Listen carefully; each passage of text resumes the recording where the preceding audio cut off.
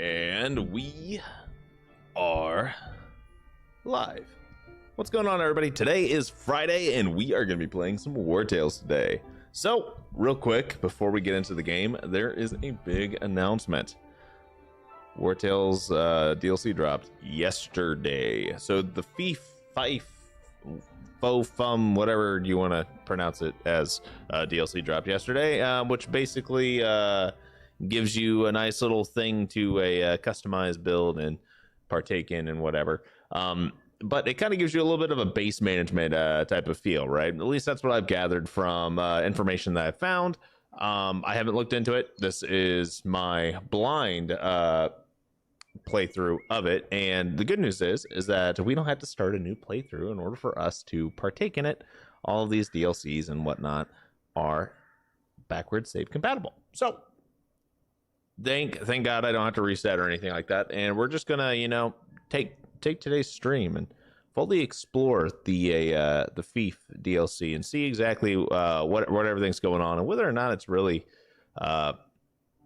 worth getting, right? But yeah, that's basically all we got. Yo, what's going on, Sean? And without further ado, go ahead and take a gander real quick. All right, so first things first, I did just open up the game, and the icon for the Fief DLC is actually in Mount Altus. So for those of you that don't know where Mount Altus is, it is a lovely region that we are going to be going to shortly. But yeah, so we're gonna walk our happy way, our merrily way on up there, and we'll just see exactly what all's going on. We have 10,000 crowns, which should be plenty for us to actually do whatever we need to do with the Fief, but you never know. There could be a big money sink ahead of us, so I may need to go and grab some money out of the Tavern DLC. But yeah, basically, if this DLC does anything close to what I've read, it's basically a stronger version of the Tavern DLC, so things could get a little wonky on balance, but we'll, you know what, we'll take a gander and we'll see exactly what's what before, you know, we make any assumptions here. But that is what I've read so far. But you know what, even if it is just a bunch of quality of life improvements, I'm kind of okay with it, because if it is able to reduce the amount of level grinding, right, be pretty good, be pretty awesome. Now there is one caveat to that, okay? One really big caveat to that, or kind of like a gotcha moment. I don't think it is in good taste to lock a lot of quality of life improvements behind the paywall or a DLC. I will say that up front. So we still haven't really gotten into anything yet. We're gonna get there, and we're gonna see exactly what's going on. But I am just going to preface all of the things that happen in this live stream. First and foremost, I do not condone paywall locking quality of life improvements or anything like that. So if there seems to be a lot of like a really big quality of life improvements in the DLC, I want to be kind of miffed just a little bit. All right, but yeah, so we're gonna head straight up to Mount Altus and see what's going on. What is the price of the DLC? That is an amazing question, because I don't remember. I want to say right now it's on sale, actually, because it just launched. I want to say it's probably I think Wartales, I think Shiro Games does a what is it, like $15 for non-major DLC and 25 or 30 for a major DLC. Let's just look here. Just pull this up. We'll pull it up real quick. $19.99 for a major DLC, $12.99 for a minor DLC. So let's see. The Fief is $12.99, so it's a minor DLC, which means there's no regions or anything like that with it. Okay, so but $12.99, which is the same price as the pits, as well as a couple of the other DLCs, right? Like some of the smaller ones, like the Tavern Opens, that's a minor DLC.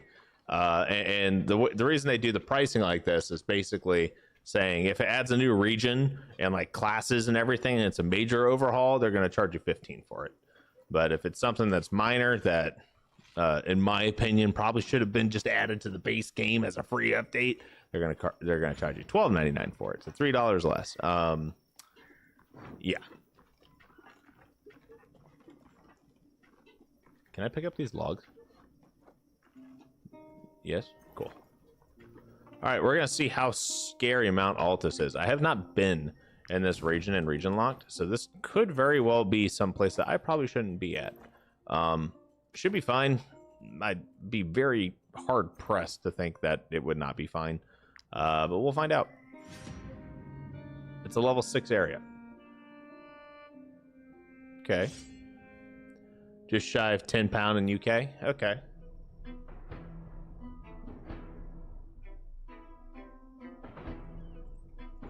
All right. So a bunch of level 6 wolves and wow. Okay, this will be fine. I am not scared in the slightest. Where is Ted the teddy bear? And we will move Romeo over here. Ramo. You know what, Ramo? I'm gonna change your name to Romeo because honestly, it's just gonna be easier.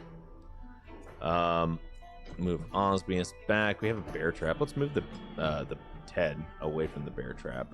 We do have. Honestly, there's a lot of potential here for us to do like a decent amount of damage, but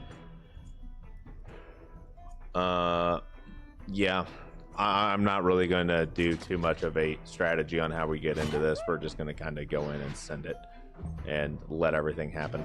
I'm fairly confident this will be a 2-round fight max, and that's depending on if these guys actually get to us. I'm not too worried about how much damage output some of these wolves can do or anything like that. It's really just getting through the motion. How's my week been? My week's been okay. I actually have to go and work after this stream, believe it or not. So I have to do some dumb things for work after this. So if it seems like I don't want to stop, it's because I don't. But that also means I have a very hard stop at a 9 p.m. for me. So that is when I will be getting off. There is not going to be an extended stream tonight because work calls, unfortunately. My work-life balance is not the best, so that is what it is.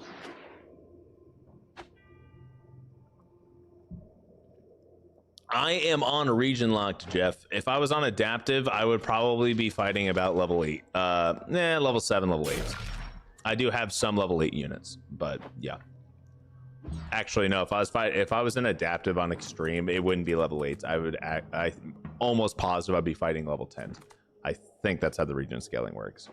I did an adaptive run through on max difficulty a while back, and that was fun. But yeah, we'll take you out or not. Okay.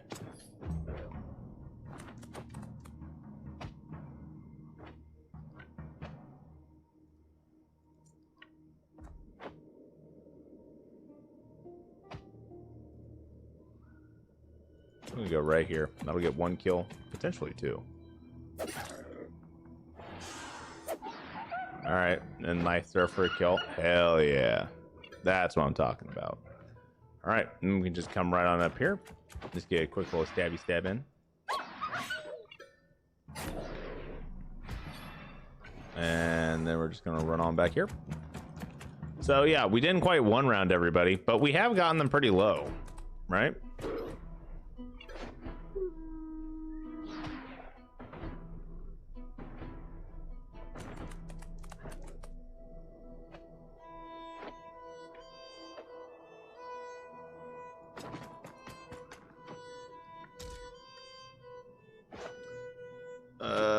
Yeah, let's go for it. And we missed. Oh no, 20% chance to miss, and we miss. Damn, tragic. Worst part is that actually pulled him out of a being engaged too. That's awful. It's absolutely tragic. Absolutely tragic. Durful, you fucked up, man. You just really fucked up. Now the good news is we can do challenging shout real quick. Pull some of these guys in. Do some damage. Do a little extra damage. And call that a day. We're gonna see where the bear goes. Bear goes here. Takes him out. Probably one swing. Yep. 69 damage. Nice. Okay. Edric will come up here and just smack this guy really hard. All right, and we'll just let them go. I don't need to kill the last couple of wolves. We'll be fine.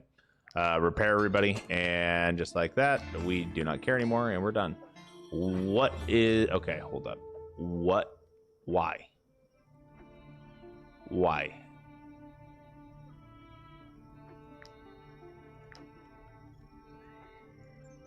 Okay.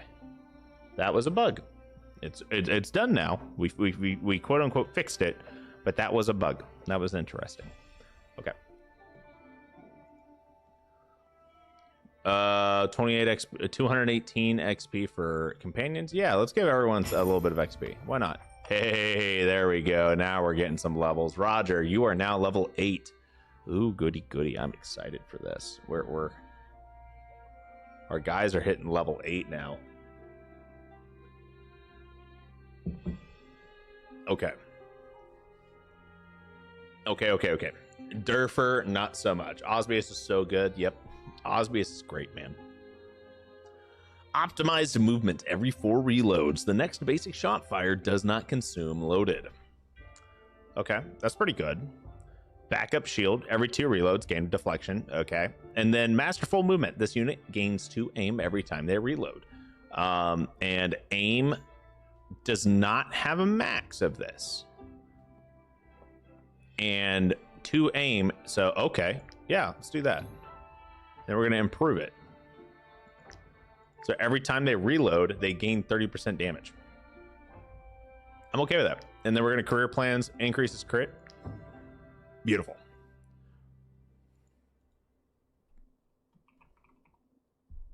I'm changing your name to Romeo. Just because. Just because. Okay, let's take a quick gander here. You know what? Dex versus crit. What do we got here? First attack of each round applies all stance effects. An attack stance damage increased by 10%. Damage taken is reduced by 10%. Changes places with engaged ally. Attack stance performs an attack of opportunity. Unit and the ally gain deflection or fatal touch. We're grabbing fatal touch. Fatal touch is such a good one. Yes, and improve it. So, for those of you guys that are not familiar with fatal touch, okay, fatal touch deals bonus or deals damage to an enemy, right? If they're less than 50% HP. And if you're in attack stance, it gives you 2 more valid points. But if you're in defensive stance, it gives you fresh movement. And I think I actually have a short of me using fatal touch on a pugilist in one of my previous runs out there somewhere that, you know, actually has a decent amount of views on it. But fatal touch is very good. Upgrade it. Get this. Get this. This is the one at level 8. This is it. Just get this one. The others are okay. Get this one. This one. That's the good one. Yes. You need a Beastmaster in your party? We don't need a Beastmaster, actually. The entire purpose of this party is to not have a Beastmaster, believe it or not. Durful is actually a Beastmaster. So he is a Beastmaster by class, but he did not grab the Beastmaster trait of having Beastmastery, which, by the way, Shiro Games, if any of your devs watch this, why do we have Beastmaster and Beastmastery? Change the names. But yeah, we have a Beastmaster. We do not have Beastmastery, and that is by design. Believe it or not, all of your beasts, when we have a lot of them, these guys don't use Valor points when they activate their skills if you don't control them. Okay, that may not sound like much, but if you're playing on extreme, right, valor points are like doubled or like basically increased, right? And you don't have as much valor point generation. And if you have a large amount of animals, like I do when I actually need to field a full battle, right? Because we currently just have 8 regular units and 1 bear that I threw in there. I think our max amount of units that we can have is up there now that we've cleared out 2 more regions. I'd have to do some math and figure that out.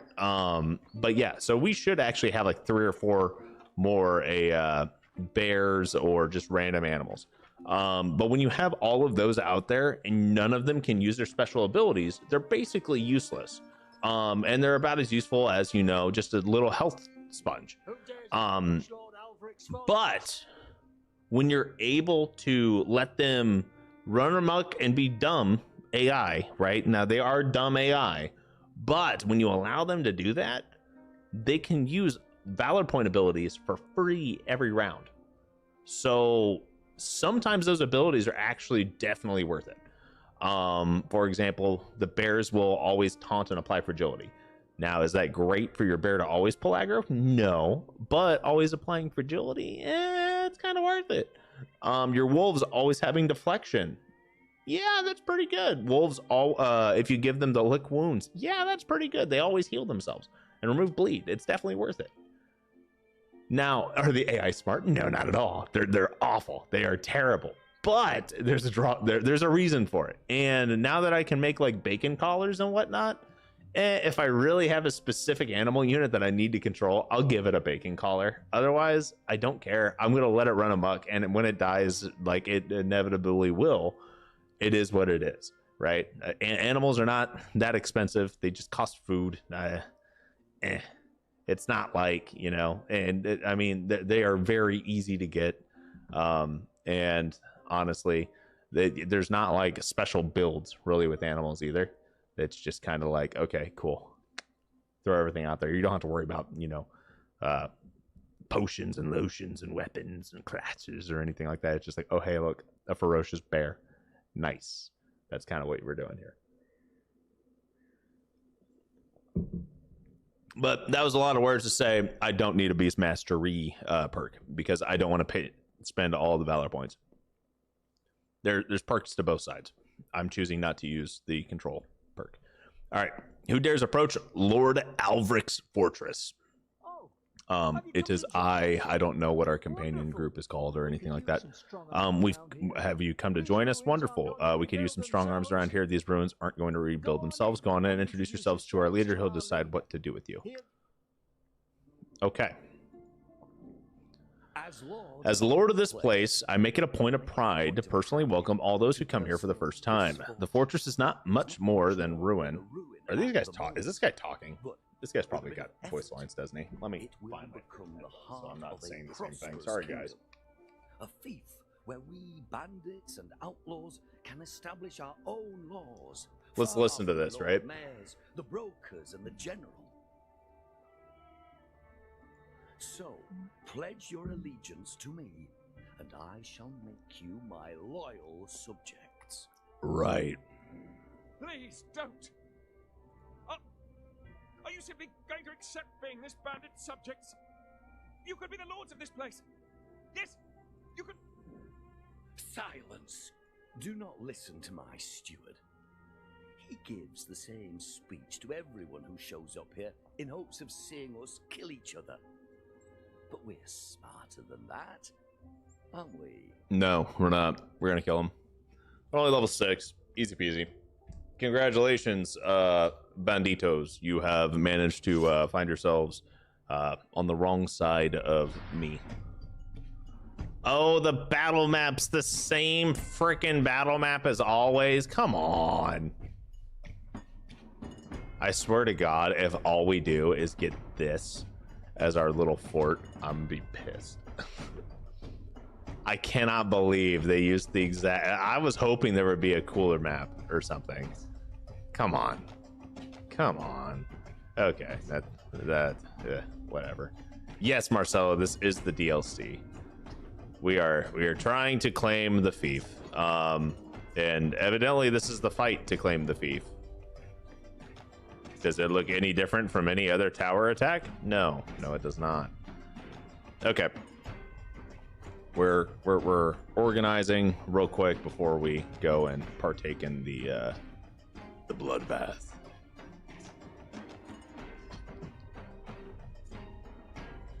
Okay. I think I am good. We are going to go on ahead. Send up a Wandrick. Yeah, this is not even going to be like much of a fight, honestly. We're just going to... These poor people.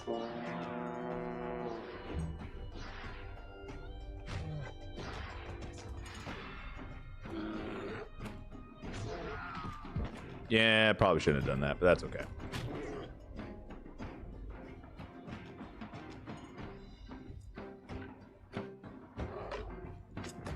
So here's the cool thing. We actually have what we needed there. So we actually got what we wanted there. Cool. Get a little bit of damage going. Oh no. Oh, he went for the bear? Okay. That was dumb.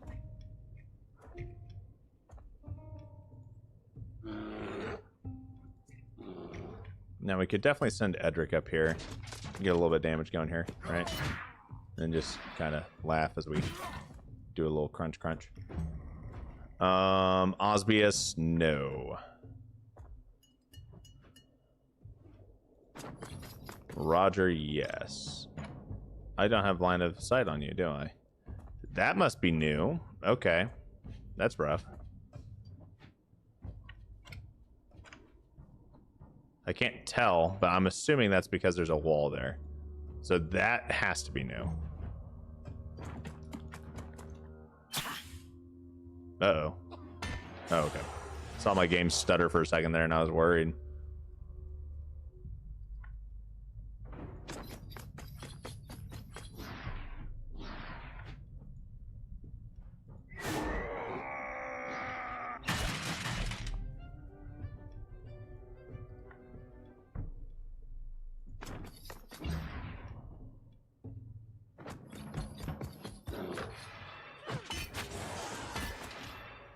All right, Eldrick is definitely in a little bit of a pickle, but he should be fine.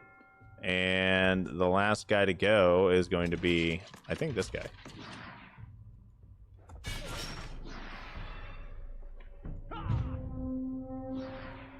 Let's go ahead and generate some Valor points real quick, and we should be good.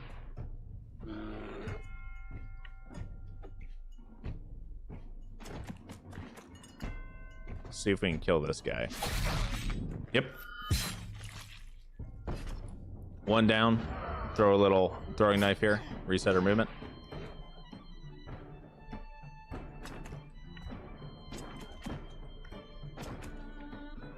Throw another throwing knife. Boom. And boom. And then boom. Okay. Osbius coming in clutch here. I think Osbius actually has enough movement to get all the way up here, potentially.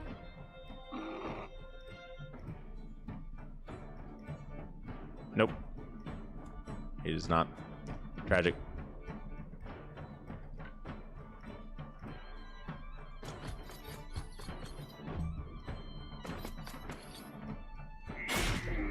Wrongdoer hit. I mean, he hit his own wrongdoer. Okay, that's great. Poisoned himself for it.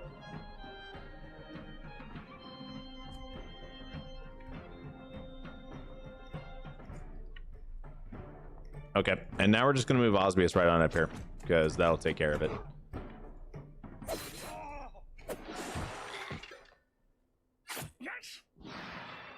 What's a better way to get rid of a bandit lord than to, you know, kill them with a little ranger, scoundrel-looking guy?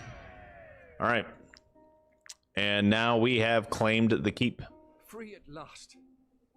I knew this plan would work out eventually. Well, I suppose you're the new masters here. This pile of rubble is all yours. Congratulations. Really, if I may say so, A domain like this, especially in this condition, won't be easy to administer. Of course, the ruffians who captured me also murdered my previous... Excellent. I've already had plenty of time to think about the most pressing improvements to be made while I was rotting in my cage.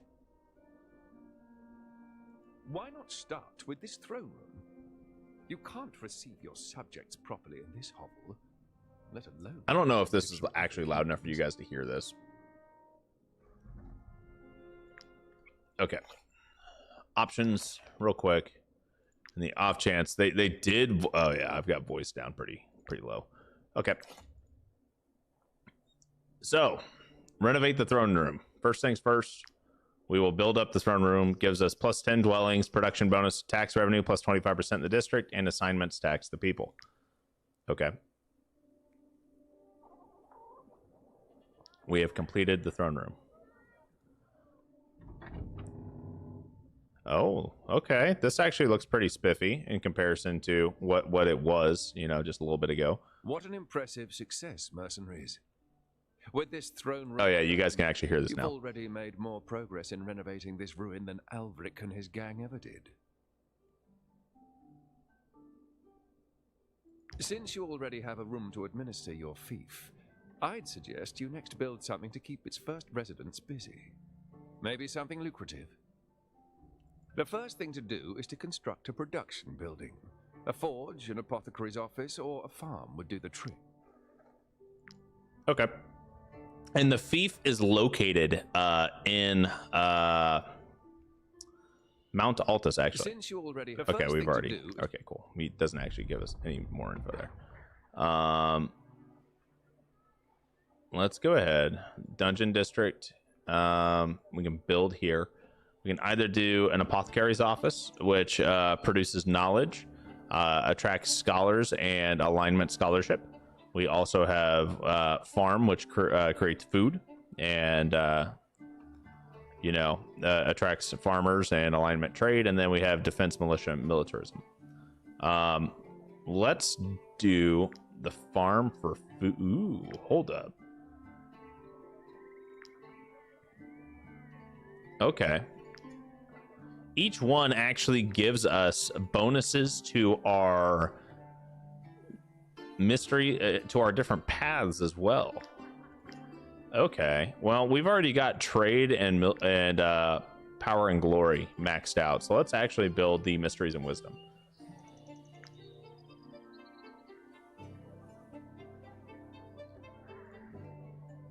And then we could build another apothecary office, which doesn't make too much sense. We could build a farm, or we can build a forge. Building a forge could give us, you know, some raw materials, right? That would be pretty good. A farm would also be pretty decent because, you know, you have a decent amount of just food getting created, but I don't know if you can actually bank any of that or take it, right?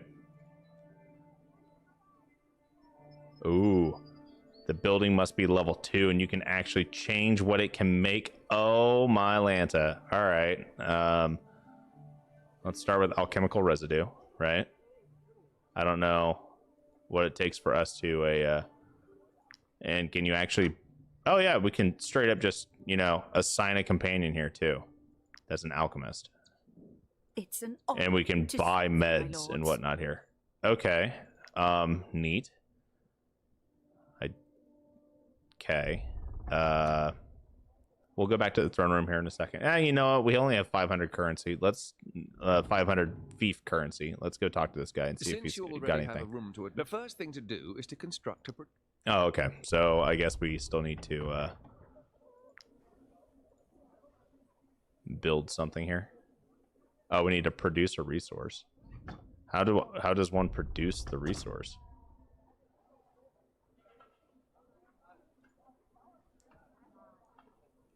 Farm for my villagers to eat. You know what? Yeah, let's do it.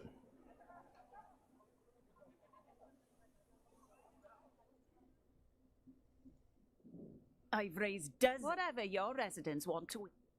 And this one just lets us, okay, and you can grow, like, you can do all sorts of stuff here. Okay, cool. We'll grow wheat, because that's a pretty basic one, right?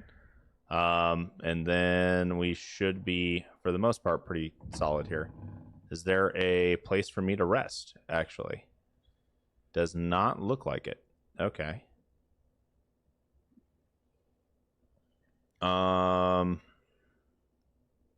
Produce a resource. Workbench. A workbench. I'm sorry, what? Then we have the relationships. Okay. Inventory. That's just our inventory. And then this just lets us enter and do all sorts of fun stuff. Production bonus during a rest is all they get. Earns experience during a rest, and they gain a production bonus of 10%. Okay, so this gives them some level of XP, right? Okay, who's our level 7? You? Okay, we'll leave you there for a little bit. I have no idea how much XP you're going to get, but we'll find out. How much XP? Oh, this one generates a small amount of profession experience during each rest. And they earn regular experience during the rest and have a 10% production bonus. Okay. Yeah, I think that's exactly what we need to do is we need to rest. But let's go to, we have one very important thing that we need to do first. And that is pull a bunch of money out of the tavern in the off chance we actually need it, right? So don't mind me, guys. This might take a little bit, and, you know, I'm just going to give myself some carpal tunnel real quick. But, yeah, no, last I checked, that's, what, 20,000 crowns? I'm not pulling out all 20,000. Don't you worry, guys. I'm only going to make eye contact with you for a little bit here while I quick very furiously. Let's do, what, just like another, let's go up to like 12,000 crowns. Good amount, right? Just watch the number go down while my crown number goes up. We're over halfway there. It's almost over. Don't worry. So yeah, obviously the Tavern Opens DLC makes the economy in the game basically whatever, right? It's really not that big of a deal. And something tells me that this could do the same thing. Do I know for sure? No. But it's entirely possible. And it does let you bank your companions that we've seen already, and they potentially will gain not just regular profession XP that you can't get in the tavern, but you know, they may be able to do other stuff too. Okay, the Fief is now here. Population plus 8, Fief currency of 0, happiness plus 5, 8 XP towards level 2. Viewer report here as well.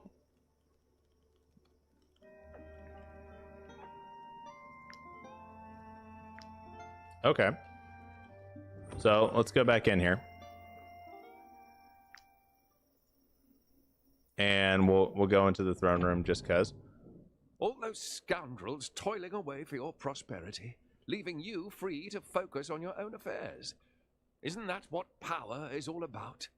If your fief's buildings produce food, items, and goods of all sorts, your districts also produce money, provided that you tax them, of course. None of your residents will give you anything of their own volition. Collecting your people's hard-won riches may seem cruel, but you need this revenue to construct and upgrade buildings. Heed my advice. You must tax your residents. Okay, in the Fief management menu, you can specify the amount of taxes. Okay, so collected from each district. All the buildings in a district will suffer a production penalty equal to the tax rate, resulting in a negative impact to happiness in exchange for tax revenue. Revenue generated each rest depends on the amount of production taxed. Okay. Gain 20 Fief currency from taxes.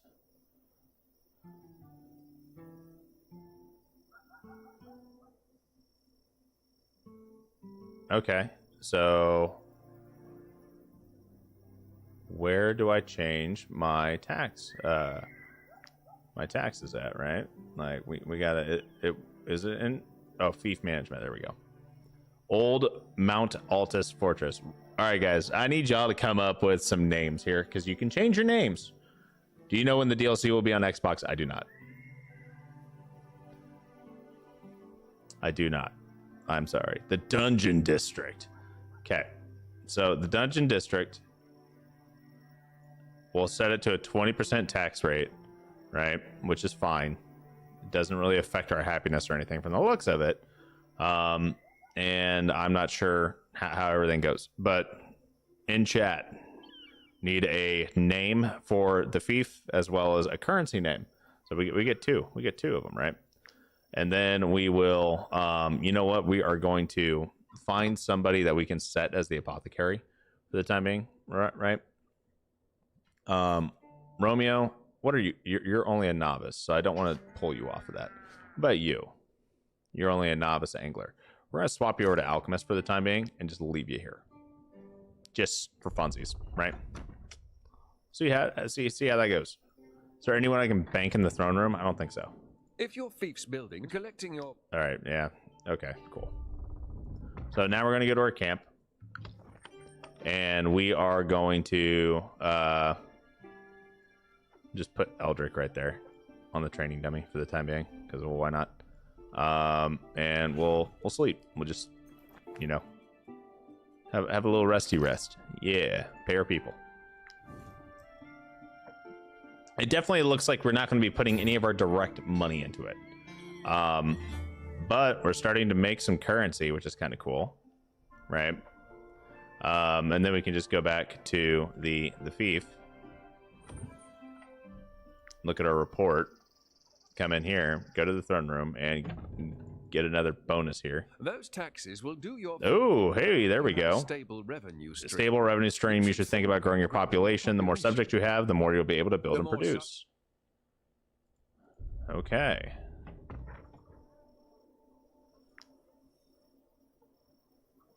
We don't have additional districts yet, but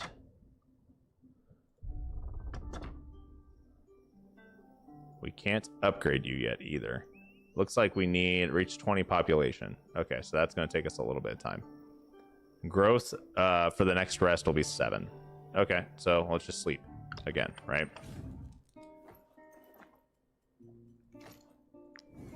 This is just going to take us a few rests from the looks of it. And that will consume resources from us. But name it Camelot, Grayskull Castle, or Camelot. Okay. We got one for each. Oh, we only had a +6 for population. We're almost there. We're just not quite.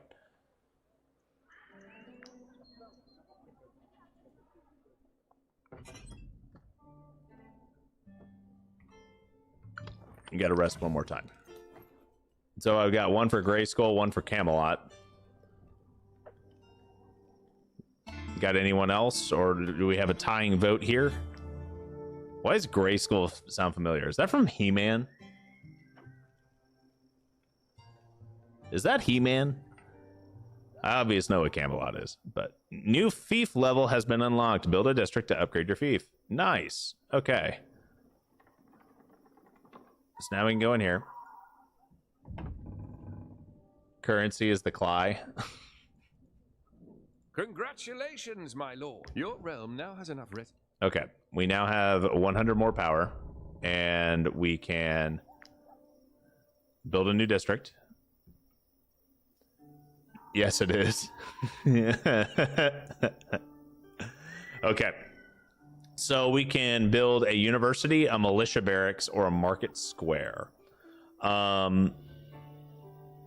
We do have this district up here that, well, I mean, does it really matter, right?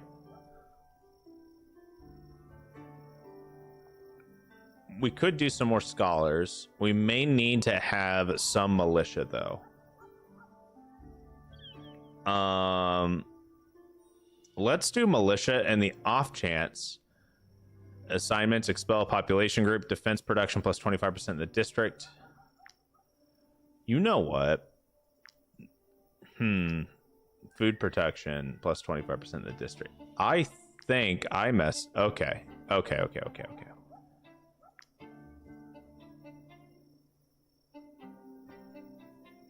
Mercenaries in.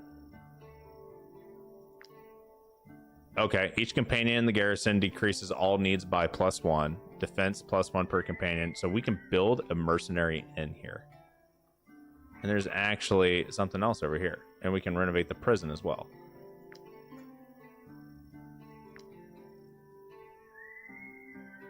Okay, so we now have a prison. Awesome. Did not realize I could have built those out. Okay, cool. We do have the apothecary center, or the apothecary's office, right? The dungeon district here just gives us plus 25% tax revenue in the district assignments and tax the people. Level 2, we'll figure it out, but let's go ahead and upgrade. Yeah, we can upgrade for a bit of a cost here, right? Okay, now we have plus 20 dwellings, and we have supplies available for a production bonus. And we are now poor, right? We did not build a new district. We decided to, you know, stay here. Oh my lord. Okay, so we have the travel post chest. We can manage our garrison, and we can actually rest here as well. Oh, and post help wanted signs. I'm at your service. Oh, and you're just straight up a recruit. And we can attack a caravan from the kingdom of ghosts. What? Bro. Okay, this is actually kind of cool right here. So from what I'm gathering, right? Let's just say that we're, you know, moving basically everyone over. We'll hold on to Wandrick. No. We'll put Wandrick back there. Cool. Okay. So now we can send people out on missions. So escort a caravan for the kingdom of Gothenburg, right? And this will take 3 rests, and it'll send out our pugilist as well as a warrior. And we'll get paid 487 of the currency, and it costs 3 rests, but it gives us 2 more relationship with Gothenburg. Or we could attack the caravan instead for the same price, but it takes an archer and a brute instead. That's actually kind of neat. So what we could do is we could definitely send out wages of 0, expected gains 122, total 122. And we will send out Arnius, right? So we can send out Arnius on this one, right? Oh, and we can't send out anyone else because we're currently capped on missions. All right, now how much does it cost for us to rest? Now it only costs 44. Okay. So we sleep and rest. And let's say we want to sleep 3 times just so we can generate money, right? So that's going to cost us 132 crowns plus wages, right?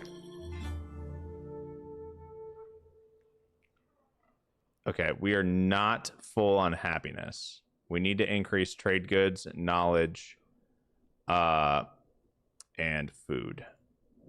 Mercenaries are pouring in. So we waited 3, and now we have bonus currency, right? Okay. This is definitely a very interesting mechanic for sure. Okay. Taxes is -4 food. And I believe food is counted towards trade goods, right?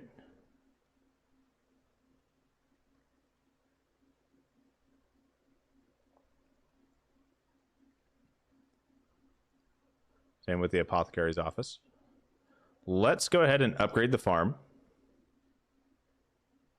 Oh, we could do milk or we could do beer. Beer would actually be really good for us, right? So let's manage this, and we're going to add beer to the list.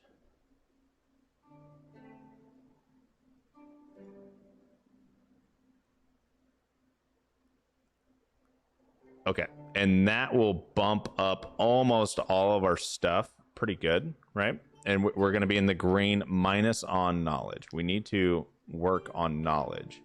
What if I change this? Is there anything here that creates knowledge? There is. Weeding potion and rat bait both make a knowledge. We need to get to 18 knowledge, ultimately.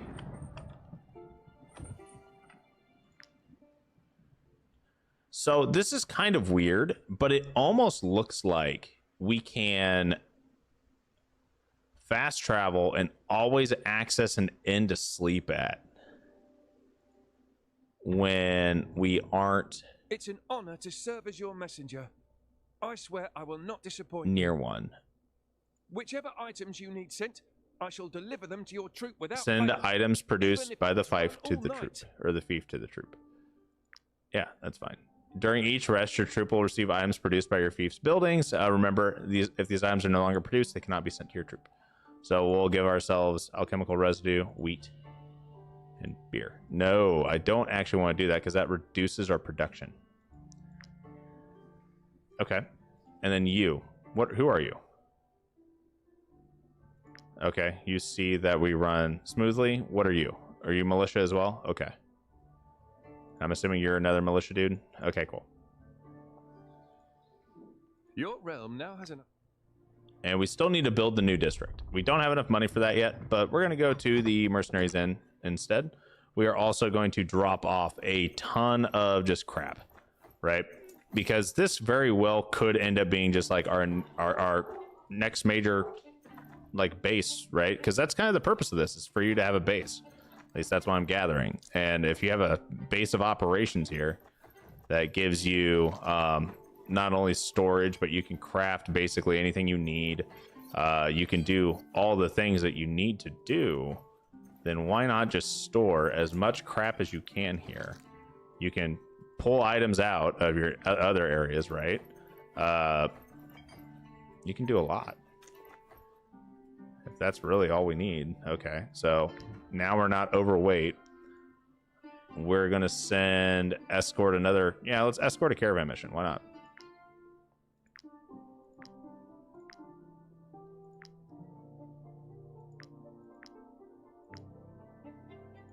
We'll send these guys out. And we're gonna rest. What? Another 3 rests, real quick. We have plenty of money. Like, money is not an issue, right? Because we have like 12,000 crowns just from the tavern. Like, we went into this with 12,000 crowns. You literally just need to wait and rest a few times, which is kind of boring. Don't get me wrong, it's a little boring, but it's also not terrible either. Okay, and now we should be able to send out a new mission, right? So, attacking a caravan from the Kingdom of Gozenberg with only 1 person. Escort a caravan from the Kingdom of Alazar. So, we'll do that. Send out Arnius. That'll be fine. We'll exit here. We could even upgrade this for the inn as well. And if we upgrade it, we'll probably be able to even send out multiple missions. So, let's just upgrade it. Yeah, it gives you 1 more mission slot. Why not? So that gave us a mission slot, and now we can have 2 missions going, right? And then let's say we want to do a market square.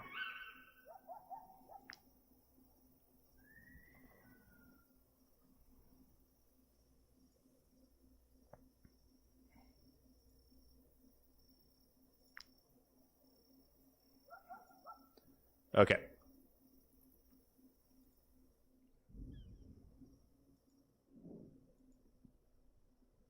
This ruin is mine. Far from it, accursed rogue. For lo, we have seized it from you in pitch. They literally made a play on us taking over the fief. But what will you do with this place, bold mercenaries?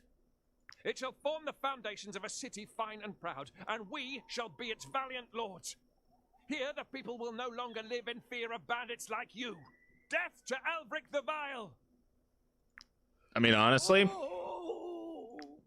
I can't appreciate the amount of voice lines that they put in, all right? I can't appreciate that. When I heard your fief was in need of a barber, I left, believe me, I may not be the most reliable husband, but I'm...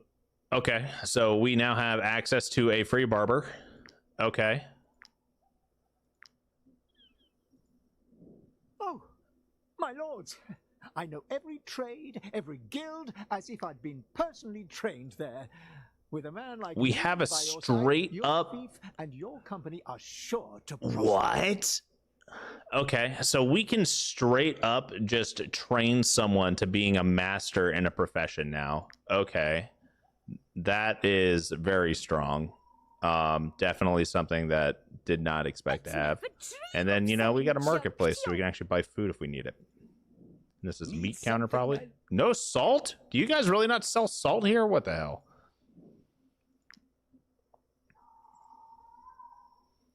I mean, honestly, okay.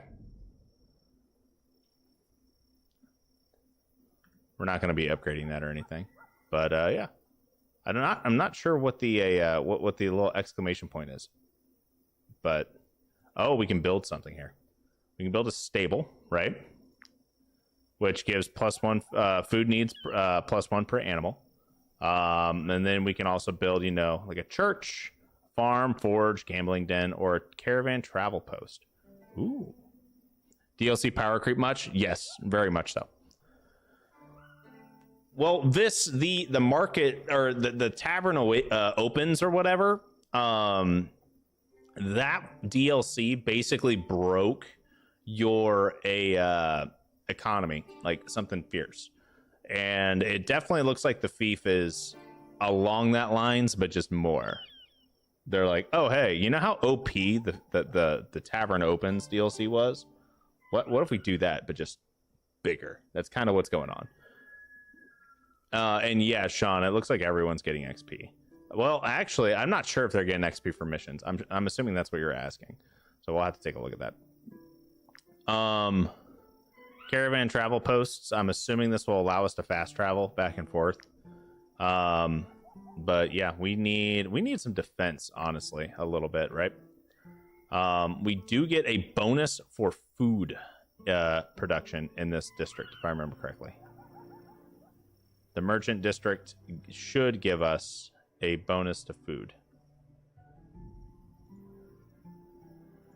And we can just use the stable to store our animals too, I think. Right? So if we go into the stable. My parents had a whole... Would you like to entrust one of your animals to me? Don't worry a bit. Grant the troops level to an animal in the stable, or hand over an animal. Take good care of all Let's your give them beasts. Ted. Why not?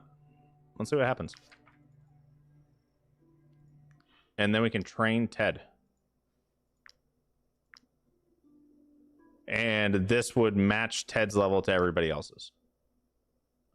Add an animal of a species you already own to the troop, and that basically breeds an animal.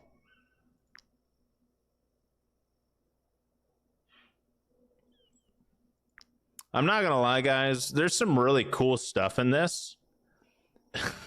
It's a definitely a little more than what I would have anticipated for this DLC. Don't get me wrong, but I feel like it's a ton of cool quality of life concepts and whatnot.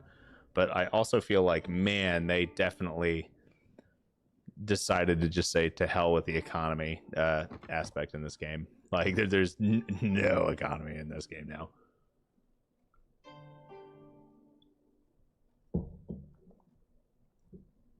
Okay. You know, we've escorted one for Gozenberg a couple of times. Let's go ahead and attack one. Just cause. Mercenaries are pouring completely OP. Yeah, dude, this thing's OP as hell. Like, oh my god. It seems pretty cool to me. Shark jumping. Yes, it is definitely shark jumping. That is a good way of putting it. It does seem neat, don't get me wrong, but also, oh my lord, dude. Like, super overpowered. Especially because you can cheese it too, right? Like, you can just sit here.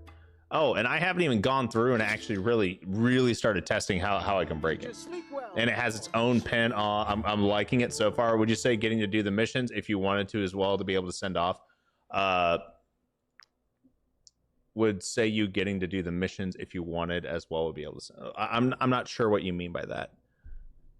Are you saying like if I got to play out the missions when I sent these guys out? That would be kind of cool.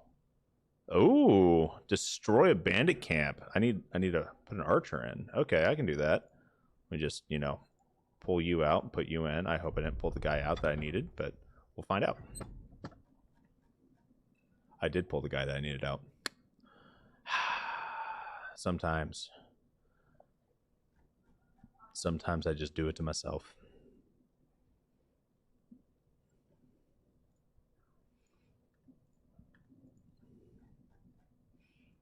Okay.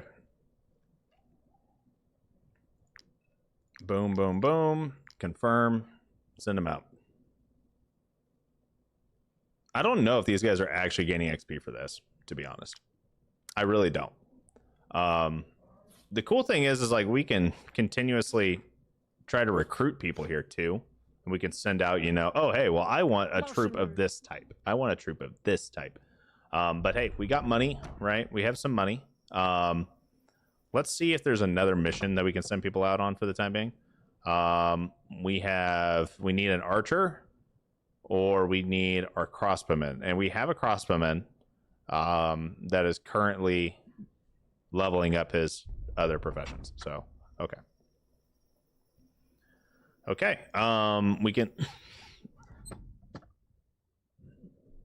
This is our crossbowman right here. He is level 8. I don't think he's really been gaining much. He did level up to apprentice alchemist, so he's at okay. We'll see how much further he goes. Let's enter the farm real quick just so we can see how we're doing in here. Mitra, you're still level 7. You're at 1065. We'll see if 1065 actually changes, right? And then we'll do an experiment as well. We're going to do a different experiment right now. Here's our different experiment, by the way. We're going to try something really, really cool. And by really cool, I want to see how dumb this is. Okay? I am nowhere near where I should be. Kingdom of Gozenberg's happiness is going down. It's going to keep going down by 2. We need to increase basically everything. Which, okay. We need trade goods. We need defense. We have food now, which is good. I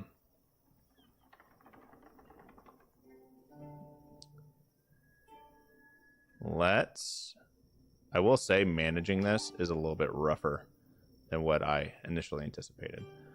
We don't need a apothecary area or anything like that. We could definitely do a Church of the Light. We could also do a caravan travel post. Caravan travel post, honestly, we'll do that because I don't know if I can build that anywhere else. Trading with the 5. The roads are filled with peril. And we can build trades with we can do like the Kingdom of Alzahar, right? And we'll send them blueberries, I guess. And then and that'll give us 10 trade goods and 13 food. Cool. Just because I don't know how. Please, my lords, tell me. And then this right here, it gives us access to our travel posts. Okay, I did assume that there would be a travel post associated with this. Okay. Okay. What else? You know what? Let's go to the tavern. Because instead of using my tavern as a bank for people, or ponies, rather, we have just a random pony in here. We lost a lot of my excess units, right? So now we can go back to the Fief, and we can just go here, go to the stable, and we can bank a standard pony. To me? Don't worry a bit. Though I do have a preference for ponies, I take good care of all your troop must be physically present in the Fief to access this. Okay. Oh, that actually may have fixed the thing I was about to do.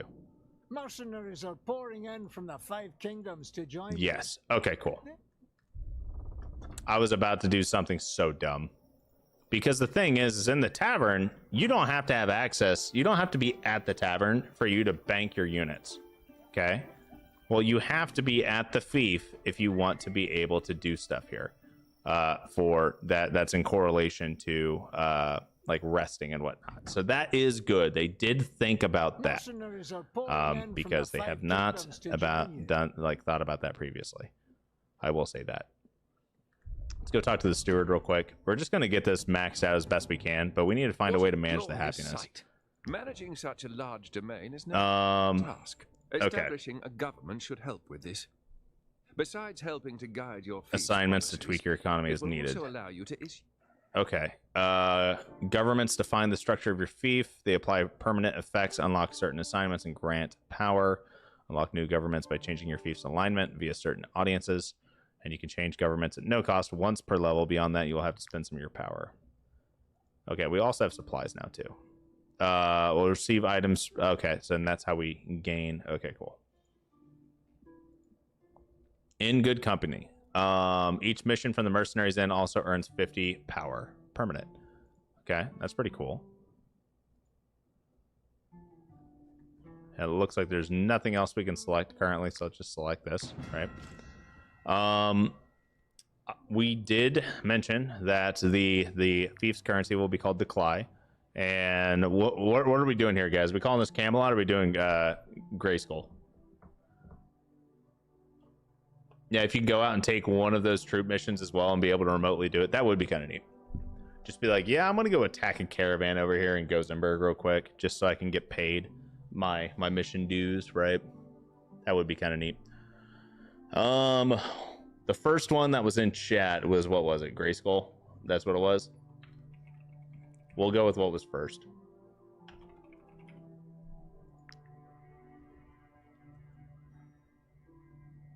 Okay, we do have a decent amount of food. We do not have a ton of defense, right? So if we reduce the dungeon taxes and we increase our taxes over here in the merchant district, that's only going to, do that. And then we could do an assignment. Prospect a population. Increases the select population types. Numbers. Tax the people. Generates Cly at each rest. Apply a happiness penalty. And then support the militia. The selected companions in the garrison produce defense. Oh, that would be pretty good.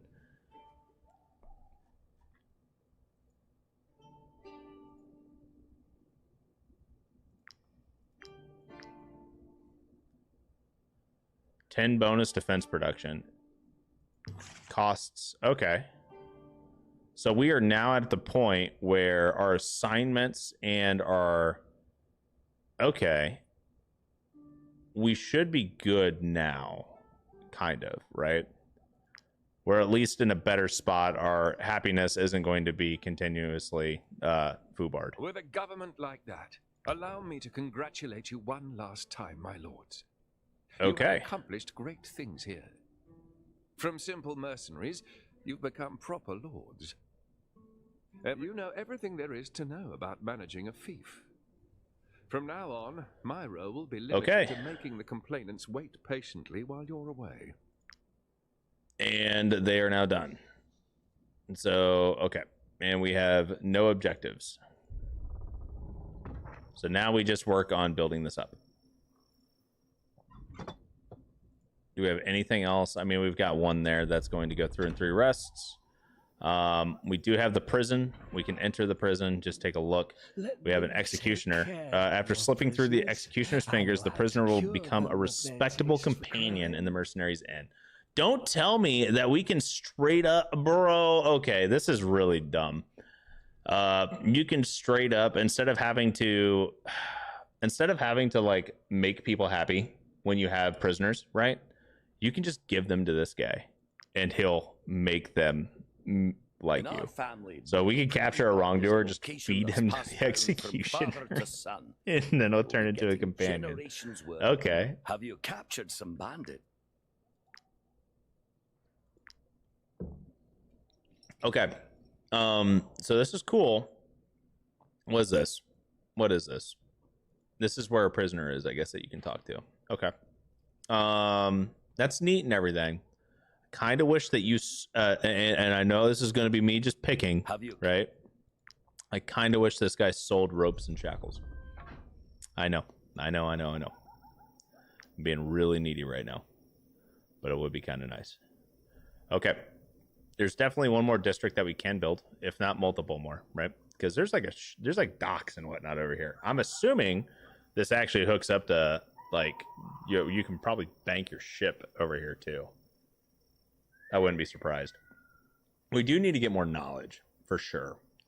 Let's see here. Can we upgrade this? Would this help? Will this help us out at all? Oh, this will totally help us out. This will help us out a lot.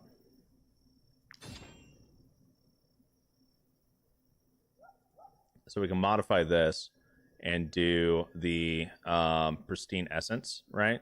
Generation. We can actually remove the alchemical residue and do flawed remedies as well. And that will generate a ton of knowledge for us. And now we are a little low on trade goods, but we can manage the farm and modify this to where we're now getting trade goods as well as food. So instead of maybe wheat, right, we do apples. And what is beer? Beer is 30 trade goods and 10 food. Okay. So yeah, we actually just hit all of our stuff by just, you know, rotating some things around. Easy peasy. See, wasn't even worried. And now we can go back to our inn and go and just farm some money real quick by just waiting. Which is kind of dumb, but it is what it is. Because I don't want to wait forever for all of the money to be raked in. Oh, we are actually down on trade goods now. Okay. Mercenaries are poor. I mean, honestly, 15 happiness is fine. The higher the happiness, the more the population will grow. If it's negative, you'll lose residents. Okay. And the higher the population grows, the higher the requirements are. So you have to constantly be able to, you know, keep people happy with all their requirements. Trade goods is a big one. Like, you need a lot of trade from the looks of it. A lot of trade. And we'll send him out. Cool. And I need a spear and an axe. Oh, wow, we just don't have very many people here that will work for any of this. Okay, well. We will rest a couple more times here because we are pulling in actual, like, taxes as well, right? We're not making a ton, but we are making some. And every 3 rests, we're pulling in about another, what, 150? Roughly, in taxes. Now, it doesn't look like we're able to pull any of this out yet. Did you sleep well, Okay. And now we have literally none of these that we can do. We need a brute. At least a brute. Okay, that's fine. We may need to recruit people just so we can actually, you know, do stuff. Let's go here. We have an audience. The stench in our streets is unbearable. Residents don't even bother walking down to the lake to dump their filth. We must do something before your residents suffocate one summer. You know what? Let's build some sewers. Our harvests are good, so, my lords, with the sheep festival coming up, we were wondering if you might help us with the celebrations. We need to produce mutton for 3 rests. Thank you, so to speak. Okay. We can do both, right? It doesn't seem that bad. So now we'll just manage the farm, and we are going to modify the apples. Instead of doing apples, we'll do mutton. That's going to reduce our trade good output, but you know what? That is what it is. We'll do produce mutton for a little bit, and we should be fine.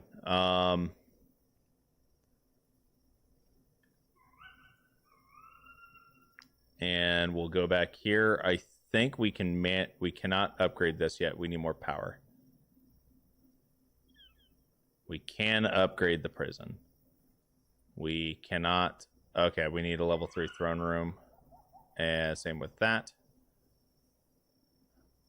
So let's go ahead and upgrade the prison, just because. It gives us +5 more dwellings. Never mind, it's not that big of a deal. Market Square. can be upgraded for power. We don't have power. That needs the level 2 market square for us to do anything. Got it. So we need more power. So this definitely feels like a little bit of a just minor, almost like a mini game, right? I feel like we're not really designed to a. Sleep well, my lords. Oh, we're actually capped out on population too. We're at 85 population for 85 dwellings. Oh, Roger is now an experienced alchemist. That's kind of cool. And you know what? It's been a few rests. We were at like 1085 for our XP on our spearman. So we're going to go take a look-see and see exactly what's going on with him as well, right? Okay. We should be able to do... Okay, cool. Let's go to the farm. Take a look at Mitra. 1065. Yeah, okay. So you get 0 XP for this. You only get a bonus to a your production, which means if that's the case, what we can do is we can actually go to the tavern, because we have a couple of guys that were simply recruited here just so we could fill out some stuff for the staffing, like Taurus and Hackert. So what we can do is we can move them back to the troop and go dump them off and have them work in the Fief, right?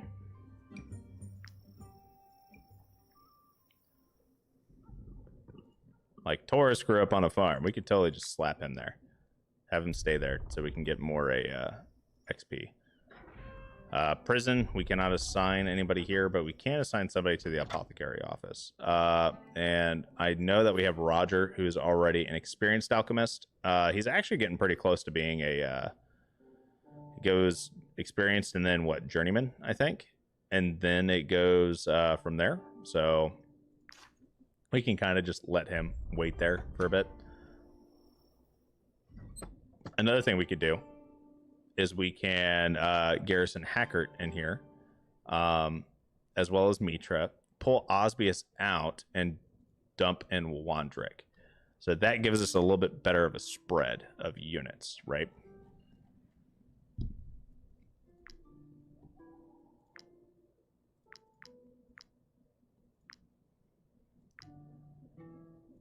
Gives us a little bit of a better spread of units, and it should, in theory, allow us to get a little bit more going. And I am like half tempted to just recruit like a bunch of just random guys and just dump them in here, right? I feel like we just got a ton. Nope. Okay, we're almost at 2,000 Clies or whatever, right?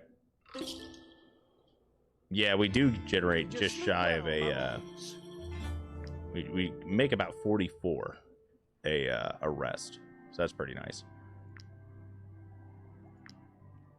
And we should I should probably like kind of care about a what's going on here, like who all I'm sending out, but I also kind of just don't.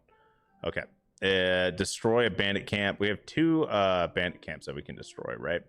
And what I'm going to do is I'm going to pull Arnius out and put Osbius in, and then we have enough people to go destroy a bandit camp. We'll do Gosenberg. I don't know what my relations are. I should probably double check that, make sure we're not pissing anybody off too much. But yeah. New DLC worth it? Honestly, it depends. It's my favorite answer for any question, right? If you think that Wartales is fun and you don't have issues with economy or anything like that, I think you'll be fine. I don't think it's worth it.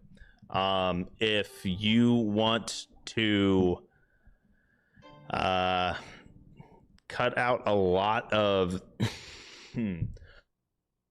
if you want to cut out a lot of the tediousness of various things, like trying to convert prisoners, trying to level up animals, trying to level up various professions, a lot of things like that. Like, yeah, then it's overpowered. This is definitely is not tied in very well with the core game or anything, and it definitely feels a little overtuned.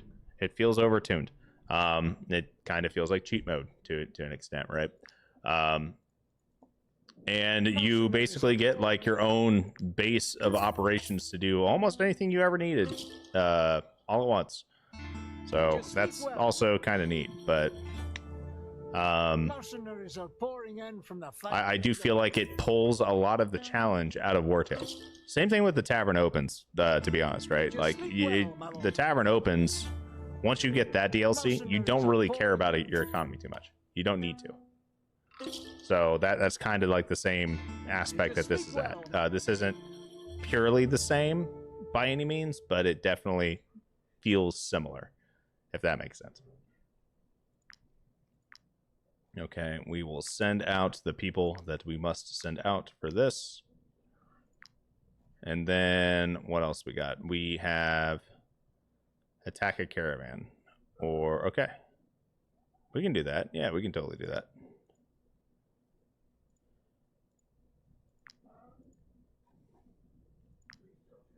And then we'll send out Arnius real quick. And boom, boom. And we'll make a decent amount of that. And then we'll be fine. Okay.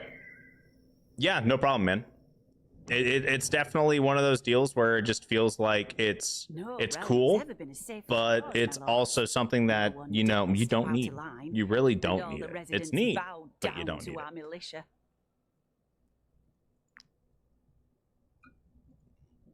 Children running amok in the streets may seem cute, but for get minus 10% trade goods, gain plus 20% for 5 rests. We'll prohibit. We'll allow the kids to be kids. Kids shall be kids. It is fine. We will be okay. All right. We are going to change you, though. We're not doing this. We have plenty of defense. We need trade goods. Right? We need trade goods. So let's make trade goods. We have plenty of food, too, honestly. So we could do just brandy as well as... Oh, that did lower our food and defense quite a bit. So maybe not. What if we do milk? Okay. And now, what if we manage this and we modify instead of pristine essence? Oh man, that'll drop us down quite a bit, won't it? Well, we'll keep the pristine essence then. What if we do...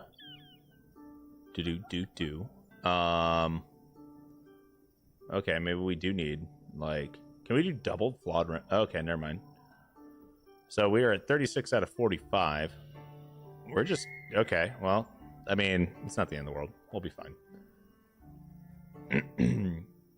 We could definitely see... What are we looking at for an upgrade here? We can upgrade now. It costs 400 power. We will have 0 power.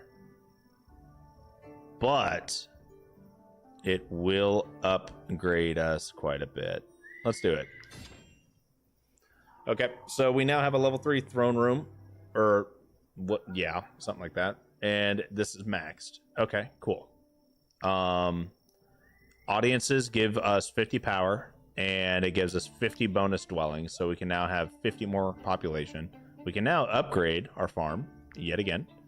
And this gives us access to seasonal hires. Not sure what that... Oh, seasonal hire assignment. All right. It gives us a bonus production slot as well.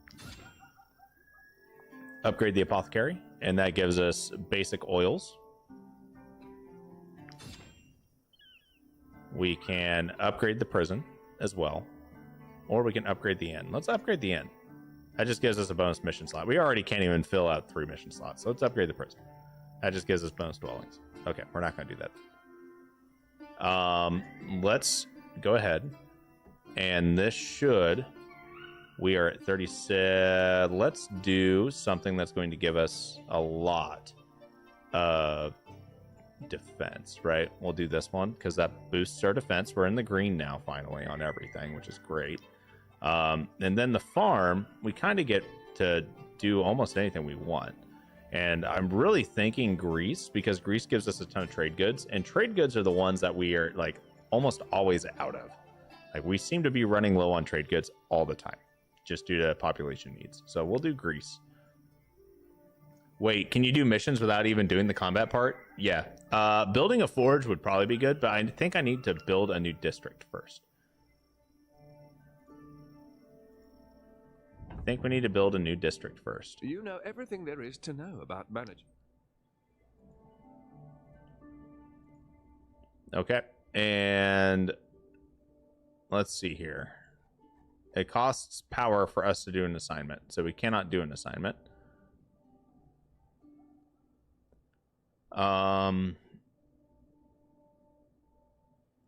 We only have 2 districts. There's got to be a way for us to upgrade and expand for new districts,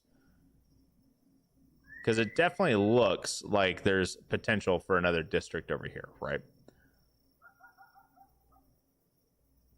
At least that's what it looks like to me. Now, the throne room, it's definitely telling me that we could do stuff, but it doesn't look like we have much that we could do. We have 2 guys out on missions right now. And yes, missions, you don't need to actually go and fight. Market Square.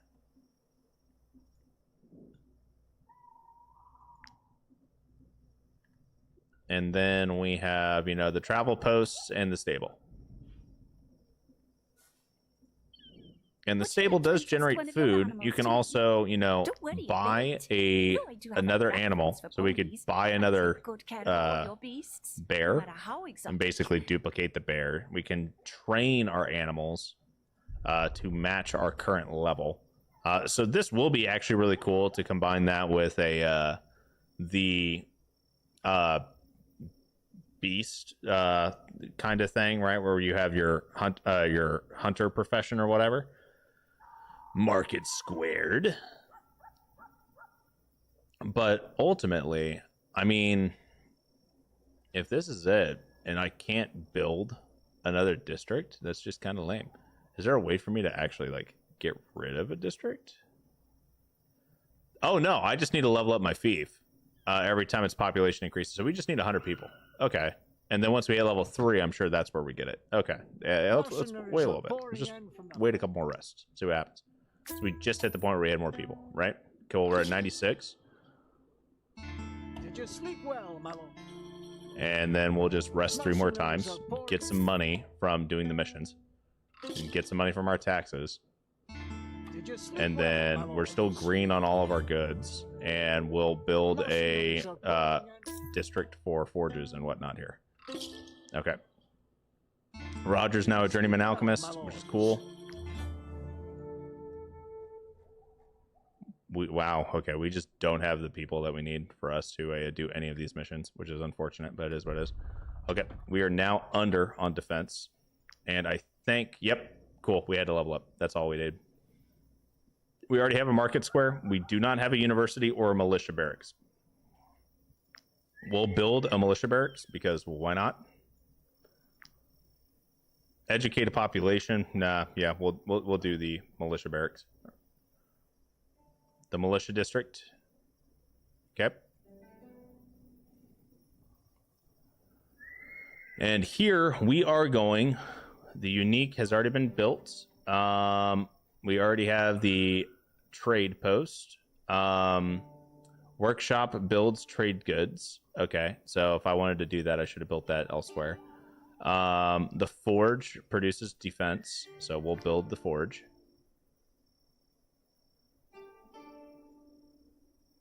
And we will build.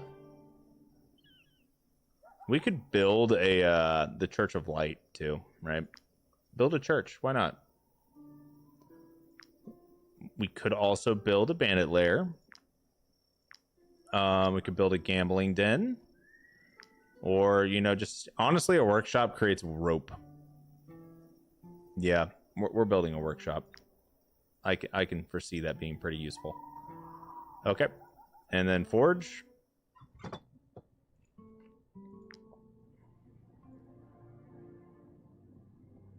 So here we can actually use, you know, blacksmith stuff. Ask me anything. We can manage our production. We can buy standard forge stuff. We can sell stuff here. Yeah, okay. Militiamen's armor. Building must be at level 2. Okay, that gives us a lot of defense. And then armor layer. Okay, cool. Well, that'll take care of a lot of the... a lot of that. Cannot upgrade because we need to upgrade the militia barracks, but that's okay. Workshop. This, oh, okay. This is how we can level up tinkerers. No one slacks And then off he just here. sells us various I make materials. sure of that. Okay. If you're not satisfied with what we produce, or And then we're gonna just create rope. And the thing is a lot of these production things, we can actually just send to our own troop as well. So it's going to produce a bunch of goods. So this is definitely what I'd call a little overpowered. Master at arms, so we can train to level a companion in the garrison. So this just auto levels a troop. This auto levels a unit to our level of the... Oh, bro, that's generate a recruit in the garrison based on the companion's class and stats. Imitate. Okay. That's a little broken. What? I finally get to meet all the Brotherhood training ground. The Brotherhood is always happy to lend up and coming. And then what are you? No, Distri, show me a model for the breastplate or shield. And we can copy weapons. A model for the breastplate.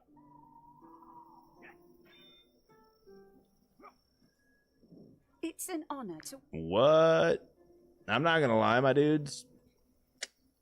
That's kind of cool. Don't get me wrong, but it also seems a little overtuned. Okay. Yeah. I mean, at this point, like once you get this thing built up and you have everything taken care of, like there isn't much of a point in you going out and like recruiting different things. This definitely feels Just sleep well, my lord. a little on the Mercenaries are removed a lot of the grind and fun from Wartales when it comes down to like what you can actually do here, right? It's like, oh hey, well we need to go find a bunch of cloth. We can't go and just build stuff because we don't have cloth. Well, now I can have this just create a bunch of cloth. I can have this create a bunch of like raw foods, raw materials. I can have it create all sorts of resources. I can have it just duplicate my units and imitate them, so I can have, you know, multiple level 8 swordsmen. Just duplicate them instead of, you know, instead of going and even like talking to your tavern keeper. You used to be able to do a help wanted sign and be like, yeah, no, I want someone kind of like this, right? And they would show up and then you'd recruit them. No, now we can just straight up clone people. What? Very overpowered. Please sort leveling devs. Done. Well, that's one way.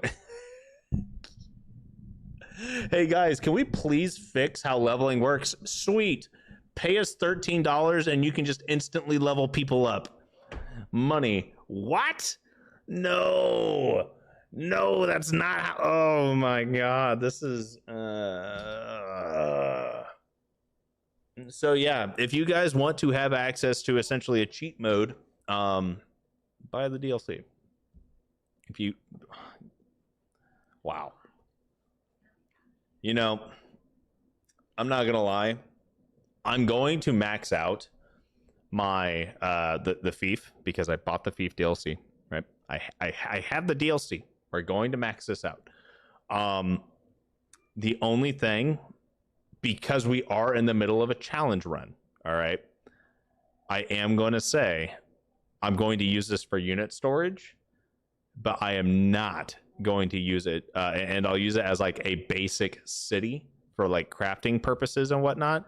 I'm not going to pull any materials out, and we're not going to use the troop duplicating and whatnot. That kind of defeats a lot of the purpose of what we've been, you know, working towards here. I'm okay using the profession experience because, you know what, the tavern already does that. The tavern already kind of gives you like unlimited money too. So it like a lot of complaints I could see and being like, oh yeah, but guess what? I mean, the tavern DLC already does that.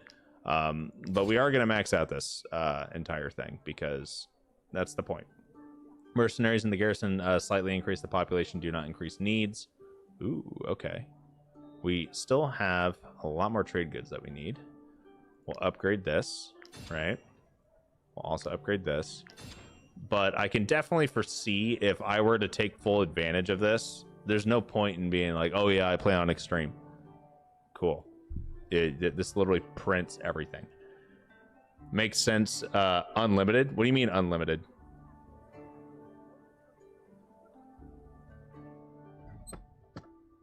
Yes. Infinite money.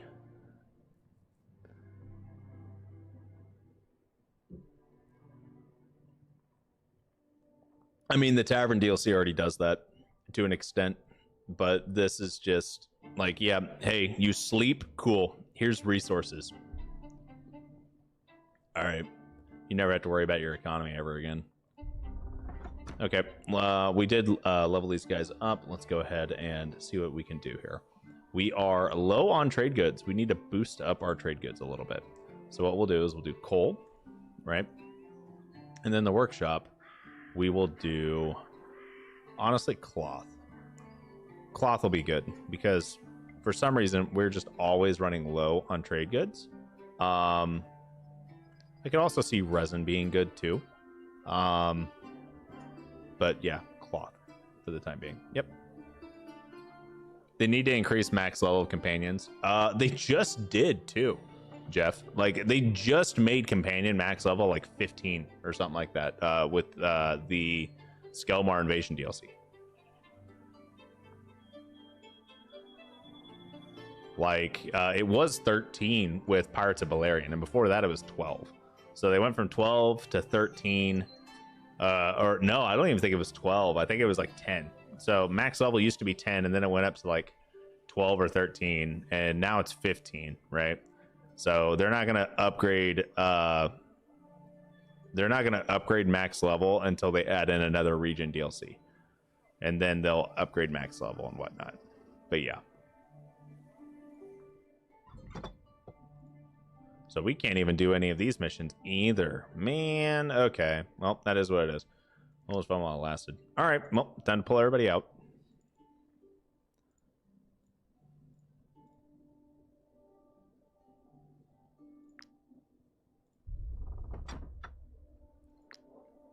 I think I still have one of my guys here.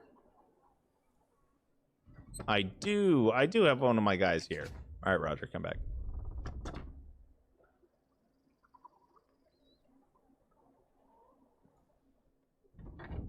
Oh, we got some stuff we got to handle real quick. Intervene or entertain. Material seems quite seditious. Under the guise of entertainment. Yeah, it's fine. We can intervene. It's all got to stop. Absolutely everything. We found traces of an ancient site just beneath this fief. With any luck, I beg of you, my lords, you must understand the importance of our work. Give us time to excavate the relics before they don't build anything for 3 rests. Yeah, it's fine. Please, this slaughter must be stopped.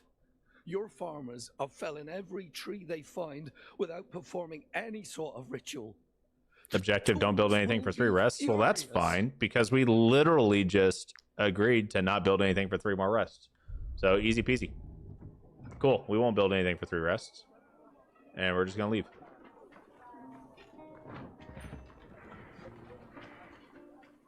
Is this discount Bannerlord? What if I told you yes? Outsiders, sit down, make yourselves at home. And you know what the funniest thing is? We only went through 2,000 crowns just sitting there because we banked everybody.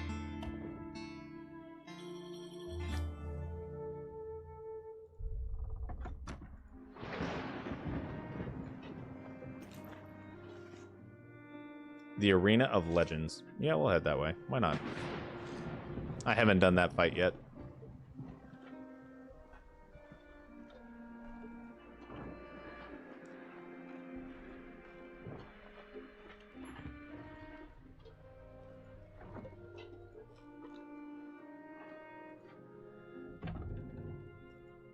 All right, Leotes. It's you. It is my honor to tell you that you are now among the chosen. There are no ordinary fighters here. Contestants like you must face champions from other... Okay. Allied units gain the fragility status when they're burning. Champions buckle. Awarded exclusively to the winner of the Arena of Legends. This belt buckle clearly showcases its wearer's prowess. The troop gains 2 valor points if it has no valor points at the start of the round. Okay. I understand. Is there anything else here? You qualify for participation. Oh, I can't buy anything here yet. There Okay. are no ordinary... All right. Impassable terrain. Oh, I can actually inspect these guys? Okay, cool. Bro, these are some kind of cool items. All right, that's fine. We'll send in Edric. We will send in Arnius. We will send in Osbius. And last but not least, could we do Roger? We could do Roger. I'm not sure if Roger would be what we need. Hold up. What level are these guys? They're level 6. Oh, yeah, we'll be fine. We should be fine. These guys have some pretty nifty abilities, though. I will say that. We could do Roger. We could do Mitra. Let's do Mitra. I think Mitra would stack really well with Edric. Walking up that hill is like accidentally turning white mode on. Oh, cool. We have to fight them one at a time. Oh, that's so nice. Trevetta must be engaged in combat at the end of the round. Okay, so what do you actually do? I wasn't looking. I didn't read. Infused axe deals damage to the target, guaranteed crit if the target is burning. And then incendiary flask throw deals 20 damage to all the units in the area, then creates fire. Unit takes damage and incendiary flask explodes randomly around them. And then immune to fire, damage, and burning. Okay, that's fine. So here's what we're going to do.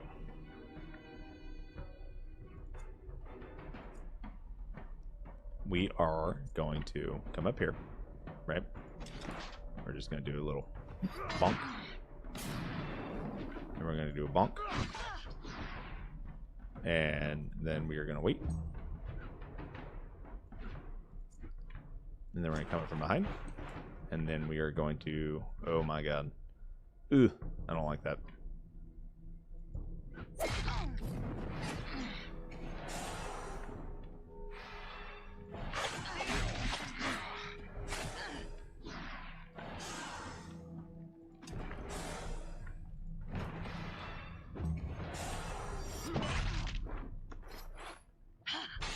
Ah, tragic.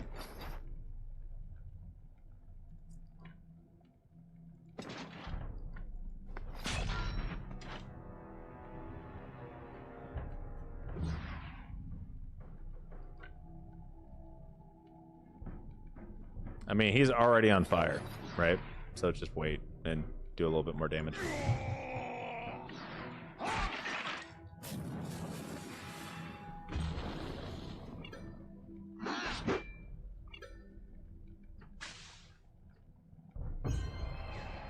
Okay, all companions must move. Easy.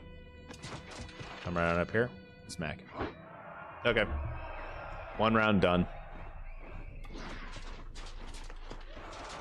Oh, he just comes straight on in. Shit. Okay. What do you do? Stubby. Okay. Tactical slam skill. And then you have 2 tactical slams. Tactical slam and duel deals damage and randomly applies one of the unit's debuffs to the target, then randomly gains one of the target's buffs. Stance dancing, defensive stance or berserker stance, and then battle flow. During engaged combat. Okay, cool.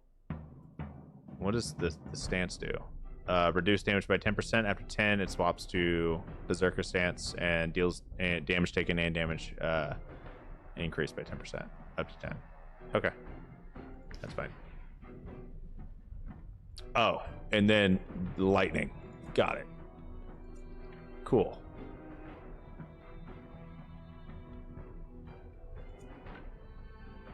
Oh my lord, dude. The entire map is just fire.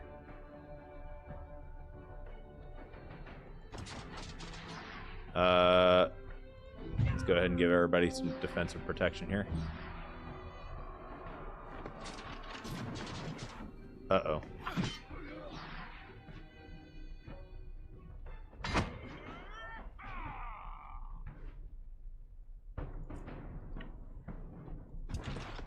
All right, we're going to taunt.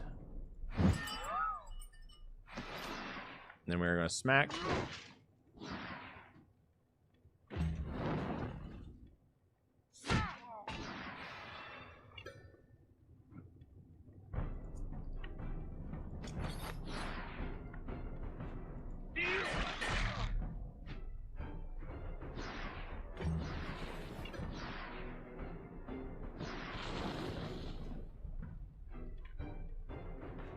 Okay, we're going to come right on up here.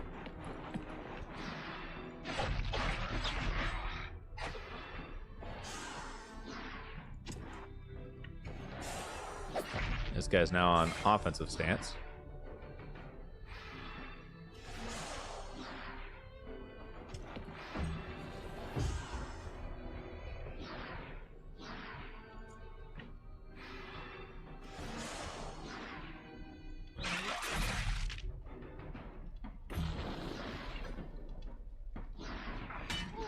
$55 damage. That hurt.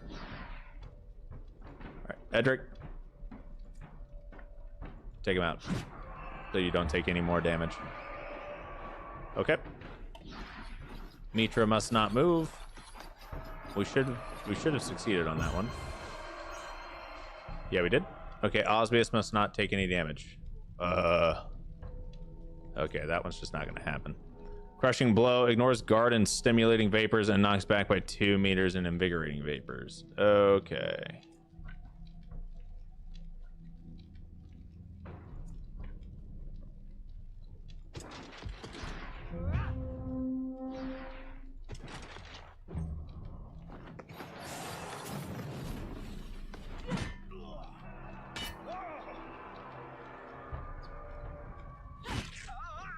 Osbius, you're not doing too hot, homie.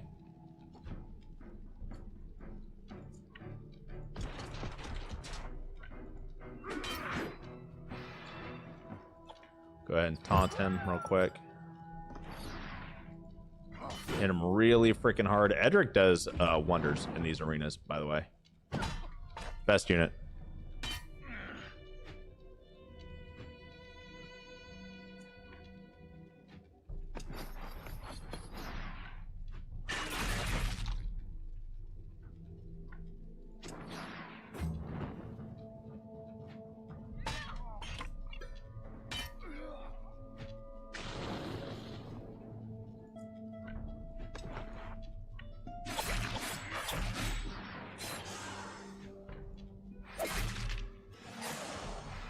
How low are we? 73? No, don't have enough. Sorry, Osbius, you ain't there. Okay, Edric, take it out. Thank you. Okay, easy peasy. Didn't even lose a unit. By Saint Jeru, that was incredible. Here is your reward. I hope. And we got the Champions Buckle. Feel free to fight the 5th League champions again. You need to improve your reputation before you can challenge the 4th League. Buy whatever you want. And we can buy Sharp Fang, which critical hit against bleeding targets is increased by 10%, and then aim and skill mastery. That is all we get. You have enough reputation to challenge the 4th League of... Okay, in the 4th League, we get Saga. The shield belonged to a knight clad in gold from head to toe, plus 12 guard, 13 armor, and show of force skill. Deals 30 to 40% strength damage to the target and applies vulnerability to all enemies adjacent to the target. That's actually pretty decent. And we have to fight Smot. And then we have Kogo and Toro. And then we have Lisbeth. Okay.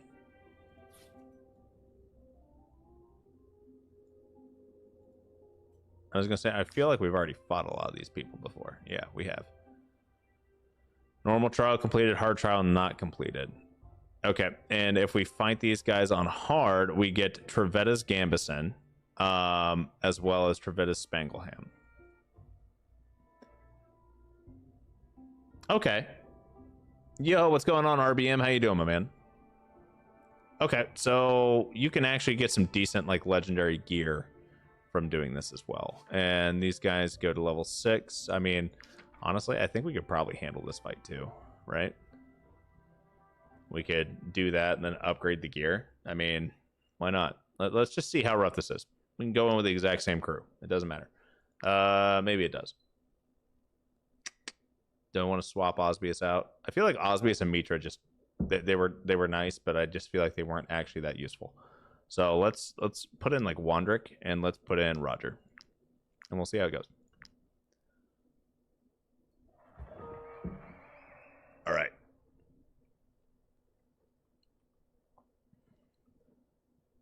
Arnius will be taken out of combat if this requirement is not fulfilled. Each companion must end their turn next to an ally. Oh my. Well, if that is the case.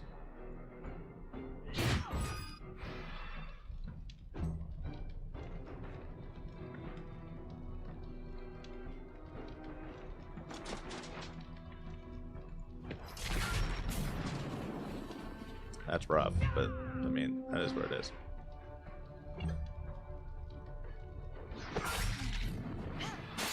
Yep, kind of figured that would happen.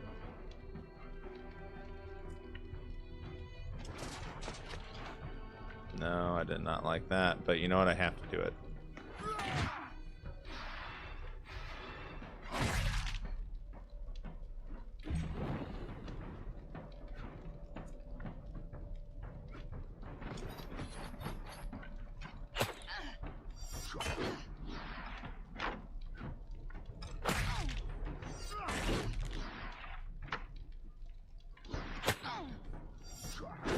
Haha, got it.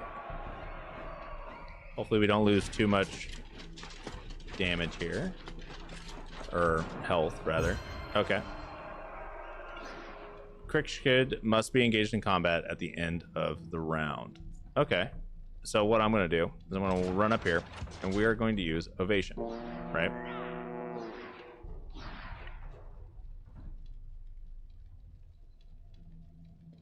How far can you move? You can basically get anybody, right? Cool. We're going to wait. We're going to see where you go.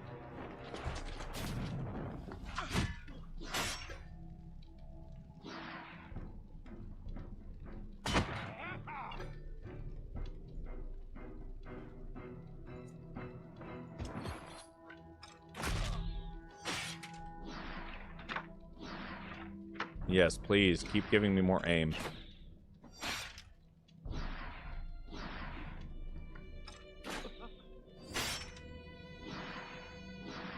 Still in defensive stance.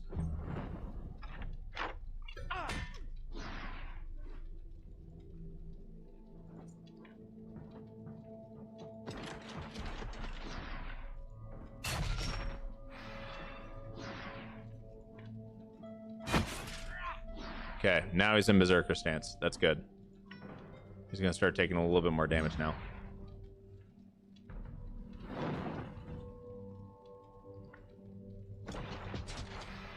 Okay, we're gonna use taunt.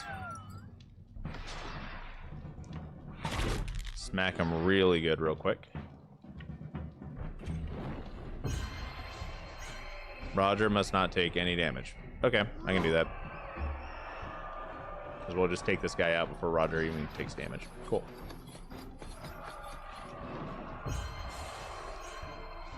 Each companion must end their turn next to an enemy. And we have just Lisbeth left, right? Okay, so first and foremost, we need to do Ovation so we have enough movement to get on top of Lisbeth.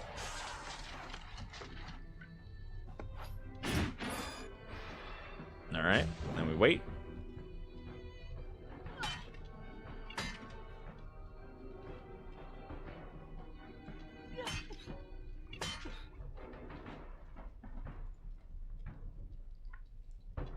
Roger all the way up here. Get an attack in. Free attack of opportunity. Go ahead and gain all the aim and whatnot. We have a decent amount of aim here. Oh, never mind. Aim gets burned every time we shoot. I forgot about that.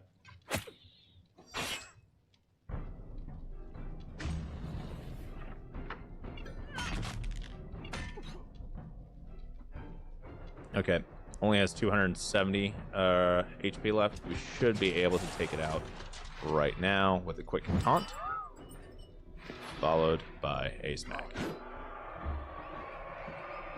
Okay, that should be the hard fight done and over with. Well, and give me armor. The 5th League really... Please allow me to give you this... You Okay. can take on this league again if you're not tired of it, or move on to the 4th League. Cool. So we now have a set of legendary armor, which we'll be able to upgrade, right? How's the Fief DLC looking at Steam? It's mixed. Sorry, RBM, I didn't get back to you quick. I would say that it is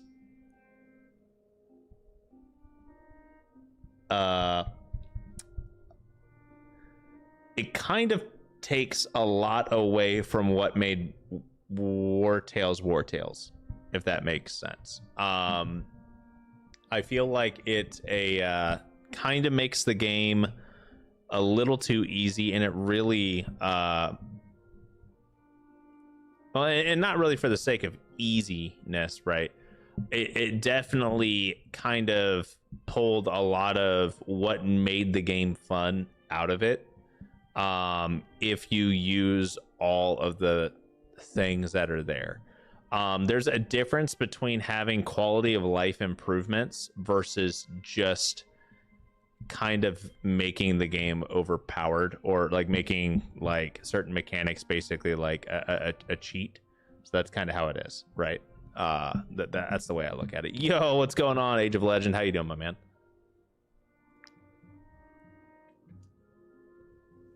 But yes, so the thing is if you want, if you play Wartales and you're like, man, I really want to make another unit, right? For example, I really want to have another copy of a unit, but I don't want to go through and like recruit one and level them up and get them all built out. Yeah, then cool, the DLC's for you. You can straight up just copy levels. You can instantly level people up using resources that you generate here. You can essentially make copies of animals as well as your companions straight up. You can do, you get actual item generation, like resource generation. You can generate cloth, rope, alchemical residue, flawed remedies. You can... pristine essence, iron. Well, maybe not iron. I'd have to double check that. But you can literally just straight up generate resources, like raw materials and resources, right? You can. You also have access to leveling up professions the same way that you could via the Tavern Opens DLC, where you just assign somebody to a corresponding profession table, essentially, and they just gain experience there over time. Which I'm not very mad about that, because you lose that companion for that amount of time for however many rests and whatnot. I'm not mad about that. And they fixed the dumbness that you could do with a Tavern Opens DLC, where you can just actively deposit people in there from anywhere. You can't do that with the Fief, but it's still really overtuned. It's still really like too strong. So after, playing around with it for about an hour and a half, and we got to see a lot of like the things that you can do with it. It's just, I understand. I mean, I don't plan on using it in my playthrough. Let's put it that way. Or I don't plan on using a lot of what it provides in the playthrough. But there's our Fief. Our Fief's right over here, right? Like, we can head back. I was just over here doing a couple of missions real quick. But essentially, it creates a town, right? That you can build a fast travel post in. You can build a stable and store your animals in, and your animals can get, duplicated essentially. So if, you really didn't want to deal with, say I don't want to go hunting for a bear, right? Would you like to entrust animals to me? I can, though I do have a preference for ponies. Like, say I didn't want to go looking for a bear, or if I didn't want to level up my bear, I could train my bear and instantly get him to match level 8 from level 6. Okay, so I can go catch a level 1 unit of anywhere and just instantly get them to match my troops level. Okay, you can also buy. So I can just duplicate this bear and get another level 6 bear. Or I could train it, get it up to my unit's level, and then duplicate it, right? So that's an example. So some of that I understand as quality of life. Being able to get some of your things prepped and just like to the level of your companions without having to go and grind specifically for that, that is cool. Don't get me wrong, that is pretty cool. Because leveling is kind of, you know, awful in this game. But I don't think the way to fix how terrible the leveling system is to just skip it, right? Like, I feel like they overtuned that a little bit. I feel like there could have been, you know, a catch-up XP mechanic, you know, hey, let's say your troop level is level 8 and you have troops that are level 6. Well, they get a bonus to their XP based off of how far behind in levels they are. You know, we could have done something like that. We could have done anything like that to improve quality of life for playing the game. But no, hey, we're just going to straight up just power level things. Oh, guess what? Your new master at you have the same effect for actual companions too. Take part in your exact same. You can train and imitate. So yeah, you can do that. We do have you know, a Brotherhood's training ground guy here, so we can respec and upgrade gear. So we can upgrade, you know, our items here to, what is that? That requires level 8. Do I have I'd have to double check, but you know. Oh, that'll go to level 8, right? Okay, well, we have level 8 people, so that's fine. The Brotherhood is always happy to lend. There's other stuff here too. What do you do, right? Show me a model for the breastplate. Show you a model for a breastplate. Well, I can't give you. Okay, cool. So I need to give them non-legendary stuff. No salt offered at the Fief market shook me. I'm not gonna lie, Vile. You're right. I was actually kind of upset about that too, because I did go to the merchant district and I was looking for salt. I was like, oh, okay, there should be salt, and there's no fucking salt. I cannot, for how overpowered this entire DLC is, there's no salt, which in fact means there is salt, but the salt's not where we want it, which is in the game. The salt is what all the players are dealing with right now. That's the way I'm looking at it. Welcome to the stream, Vile. Being able to customize your, you know, looks without having to get a barber kit, kind of cool, I guess. Instantly maxing out your professions to max. I'm not sure how I feel about that. I feel like that's a little overtuned. Yeah, so that's kind of dumb. I feel like leveling up professions wasn't that big of a deal. My kingdom for some salt. I see. So it's just easy now to replace your dead mercs. Yes, essentially. Yeah. So there's the DLC, in my opinion, is definitely overtuned, and for anybody who has played the game a lot, right? Anyone that is, you know, trying to do like challenge runs or playing on extreme, if you're playing on extreme, you probably don't want to play and use the DLC. I'm gonna just be upfront, because the DLC trivializes or trivializes, right? Words. A lot of what makes extreme. There's no punishing, right? It just removes punishment. And if you don't like punishment, cool. Then here you go. If you do, and you know, half of the fun was, you know, going out and finding units, and you know, maybe the help wanted signs were kind of neat, right? You know, be like, oh cool, well I can put out a help wanted sign, but it still takes me a while to get the type of unit I want, right? All right, that's neat, because let's say I wanted to get another swordsman, and you know, there isn't a swordsman here as an example, right? Cool, there is no swordsman. Well, then I can put out a help wanted sign. No, well, now I can just take my swordsman and go fucking plug him into a clone machine and then pay some money and get a clone. Okay. Okay, you got me. Yeah. Wow. I mean, I feel like the base building part was kind of neat. I feel like there was definitely, you know, some things that are kind of like nice quality of life things, but I'm just, you know, not super sold on a lot of it too. So it is what it is. Am I mad that I bought it? No. Nothing like that. But I definitely won't be utilizing a lot of the perks in this, so to speak. Yeah, we can't really do anything here for a bit, so let's go ahead and rest. The cool thing is you can do the same amount of bullshit that I like to do with the tavern DLC, and you can just bank everybody, you know, so you don't have to pay any wages really, and you can sleep here too. You don't have to worry about food or anything while you're just generating free food from your tavern. There's a storage crate here that's filled with just a bunch of random bullshit. You have access to all your other storage crates. You can build a travel post so you can fast travel from here. Mercenaries are pouring Some of that stuff's neat, right? Like building a travel post, that's fine. I think that was something that's already in the core game. Perfectly fine. Having a storage chest, yes, I expect that. That is good. Having a way to garrison, cool. Having missions to help generate funds, yeah, I like that. I like that a lot. I wish the missions actually gave your companions a little bit of XP. That would have been okay. That would have been fine.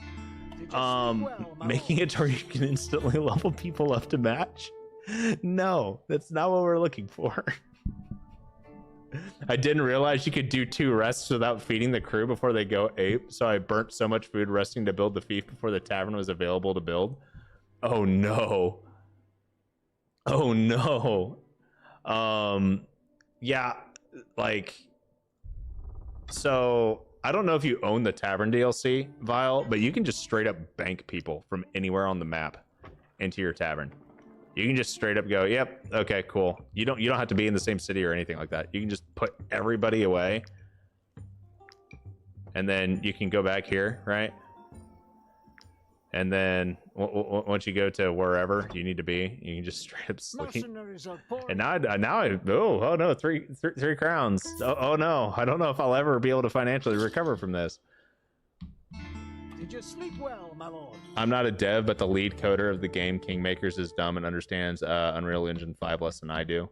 He made a Twitter post claiming UE5 not having frustum culling, which is completely false. I'm not going to pretend I even know what you're talking about.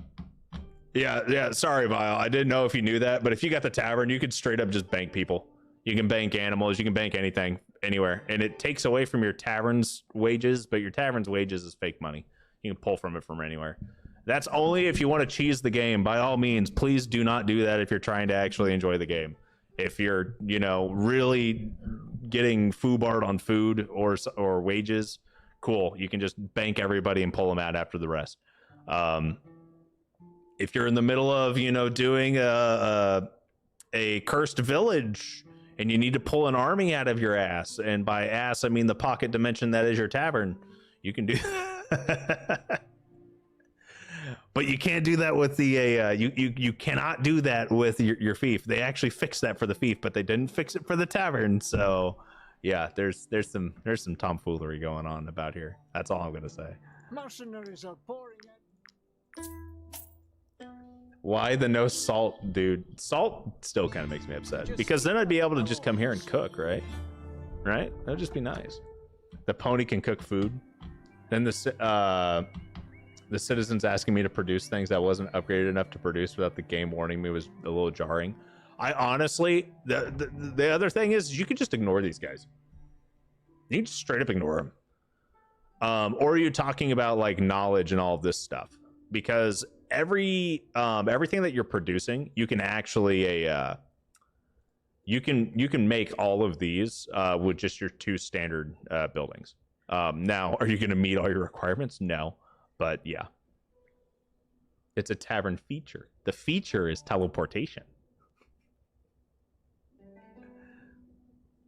Melrus. Okay, what do you do? The bandits are up to something, my lords. Some say they're going to attack to try and take this place Produce back. the militiaman's We armor must for prepare 3 ourselves. rests. Okay, that's easy. Finding homes for the unfortunately, I worry they might pose a fire hazard. Yeah, just rebuild. Why not? My husband had a terrible fall whilst helping to build your new district. He survived, St. Elior be praised, but he can't get around on his own anymore. What will be... Yeah, honestly, taking a production hit for so many turns really isn't the end of the world. And then we can just go over to the militia, go to the forge, and, you know, change what they're making. I hit the wrong button. Just manage it from here. We'll modify this and go to the militiaman's armor for our mission, and then boom. Easy peasy, lemon squeezy. But yeah, I mean, the one thing I kind of wish I could do is be able to rotate my people around a little bit better for this. Like, I wish you could just accept and then instantly decline and have them clear out the same way that you can with standard missions for these.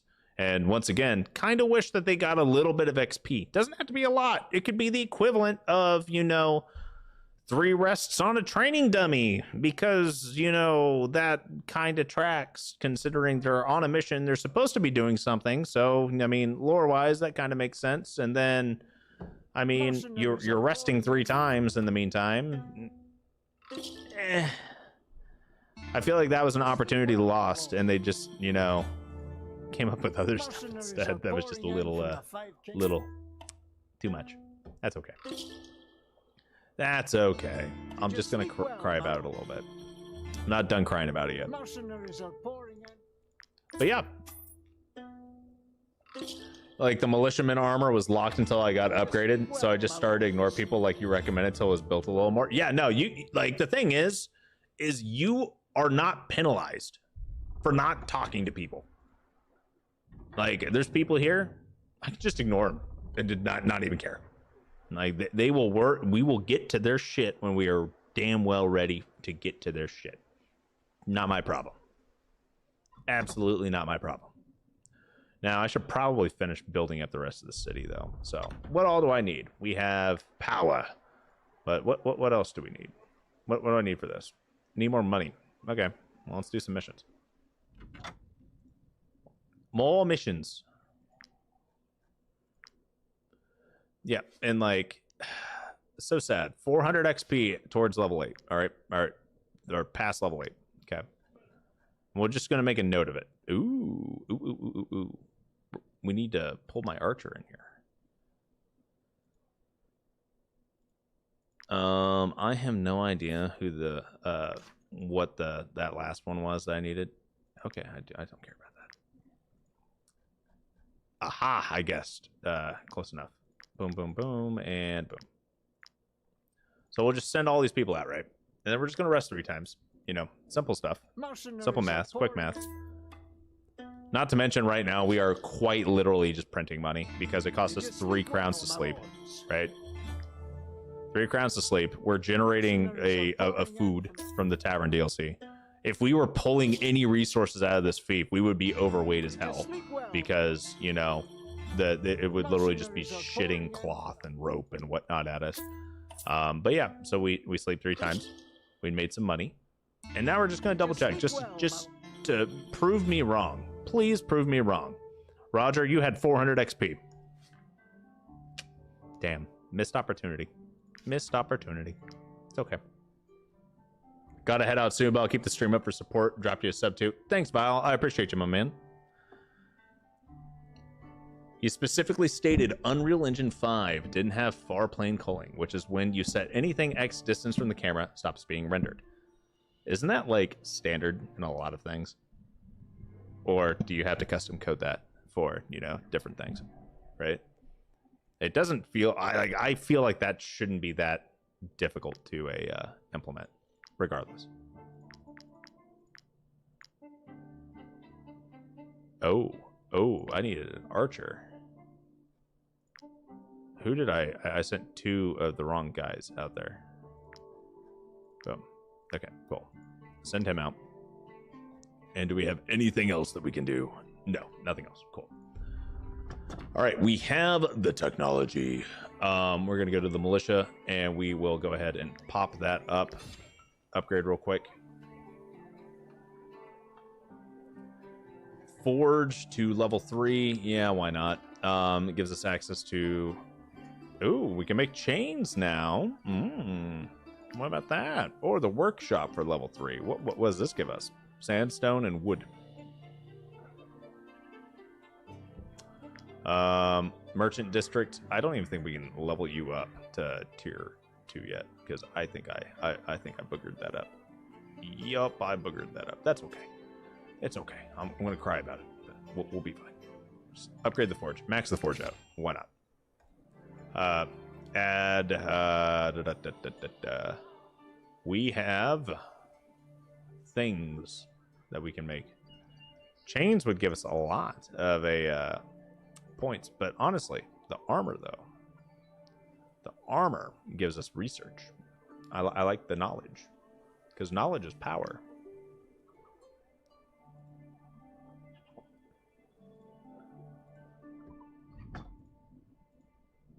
Mercenaries Okay. are pouring. Yeah, we're doing fine, honestly, right now.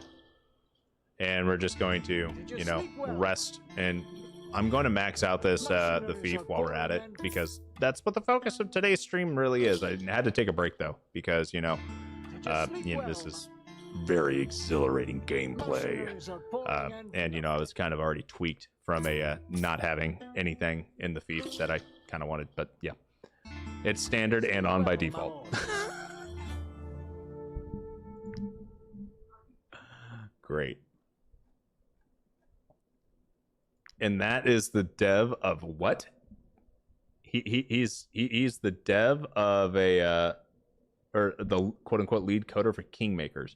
What is Kingmakers? Why does Kingmakers sound somewhat familiar? What is Kingmakers?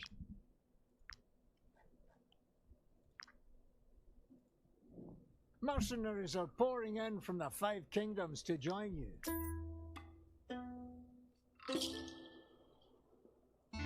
Did you sleep well, Mercenaries are pouring in.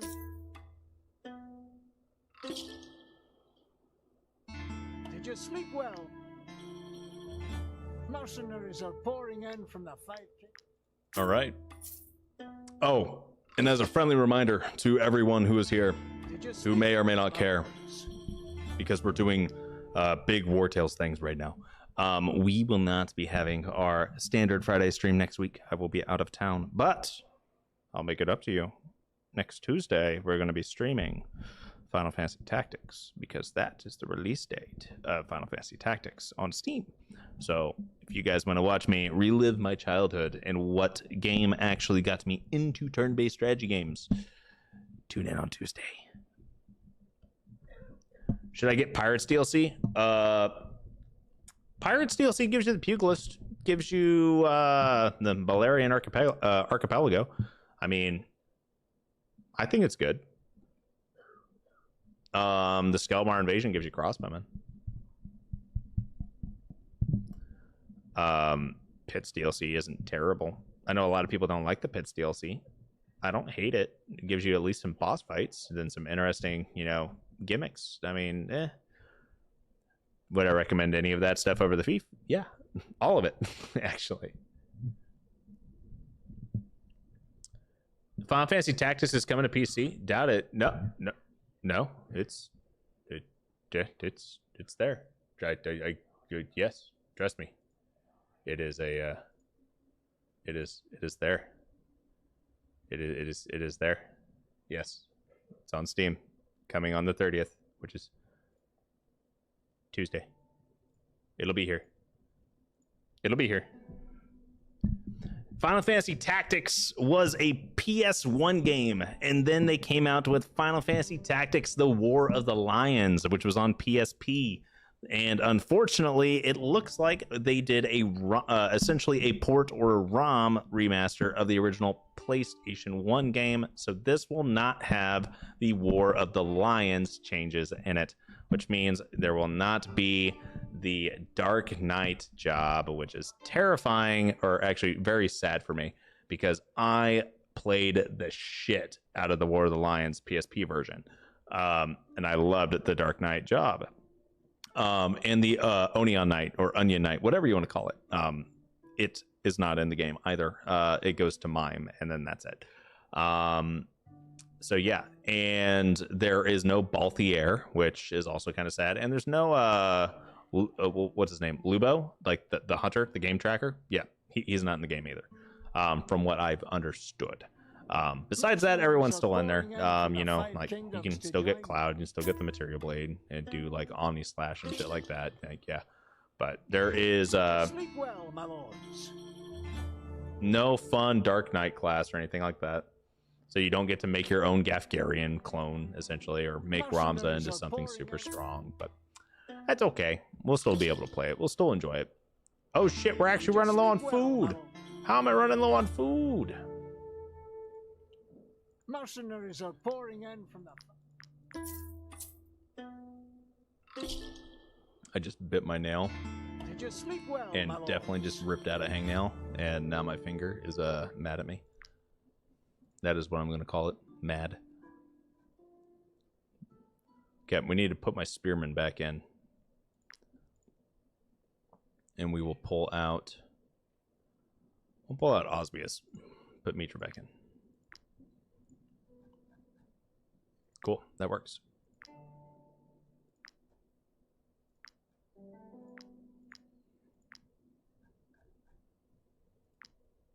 All right. We still need a little bit more money, and then we should be good to like upgrade the rest of everything. We're generating power every like 3 rests, right? Because every time we finish a mission, we generate power. So that's like part of the thing that we're doing here. And we're maxed out on dwellings and population, which is kind of cool. We do need to get more food. We can actually change that out and about real quick because we have a lot of defense going, which means we can probably alter a little bit of our outputs here and be fine. Did you sleep well? Okay, and then we'll just go here. Any other missions we can start? Nope. Okay, well that's tragic. Anyway, we will take a look-see at the farm. My bad. We will manage the farm. So we have very, we have a lot of trade good production from the farm, right? I have a little bit of knowledge. Okay, what about you? We can change some of this. Does any of this count as food? Do we have any food? Invigorating oil actually gives us food. But we lose... You know what? I'm okay with that. We'll do invigorating oil instead. And now we're good on food. Right?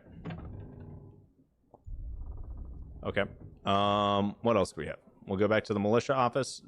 This is maxed. Go ahead and max this out. And we can do... Let's do some sandstone. Sandstone gives us a little bit of everything, right?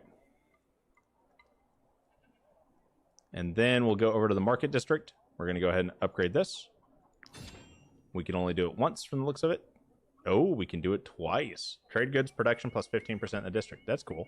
We're actually going to go ahead, instead of doing it twice, we're going to upgrade the stable. And then we will... Can we upgrade? Nope. And then the outpost, we'll go ahead and do that. And now we can produce things at the merchants. Ooh. Oh, we can make venison. Oh, that's great. That's awesome.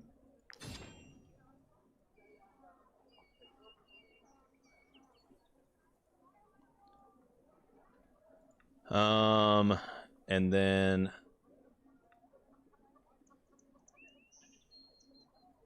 What? Okay. So, Kingdom of Alizar. Yeah, that's fine. We can actually do this, right? And then this one, we can do Gozenberg. We don't want to get rid of food, if we can help it.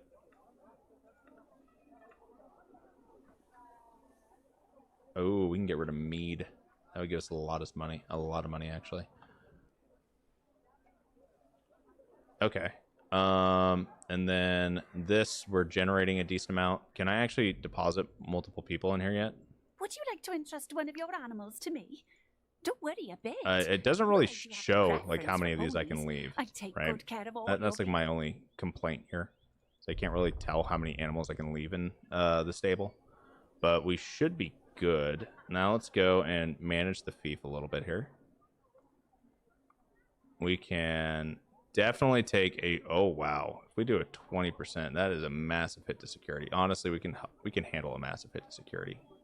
Now that I'm looking at it, we can handle a massive hit to a lot of things. 50 should be fine. Plus 19 population. Oh yeah, we'll be okay.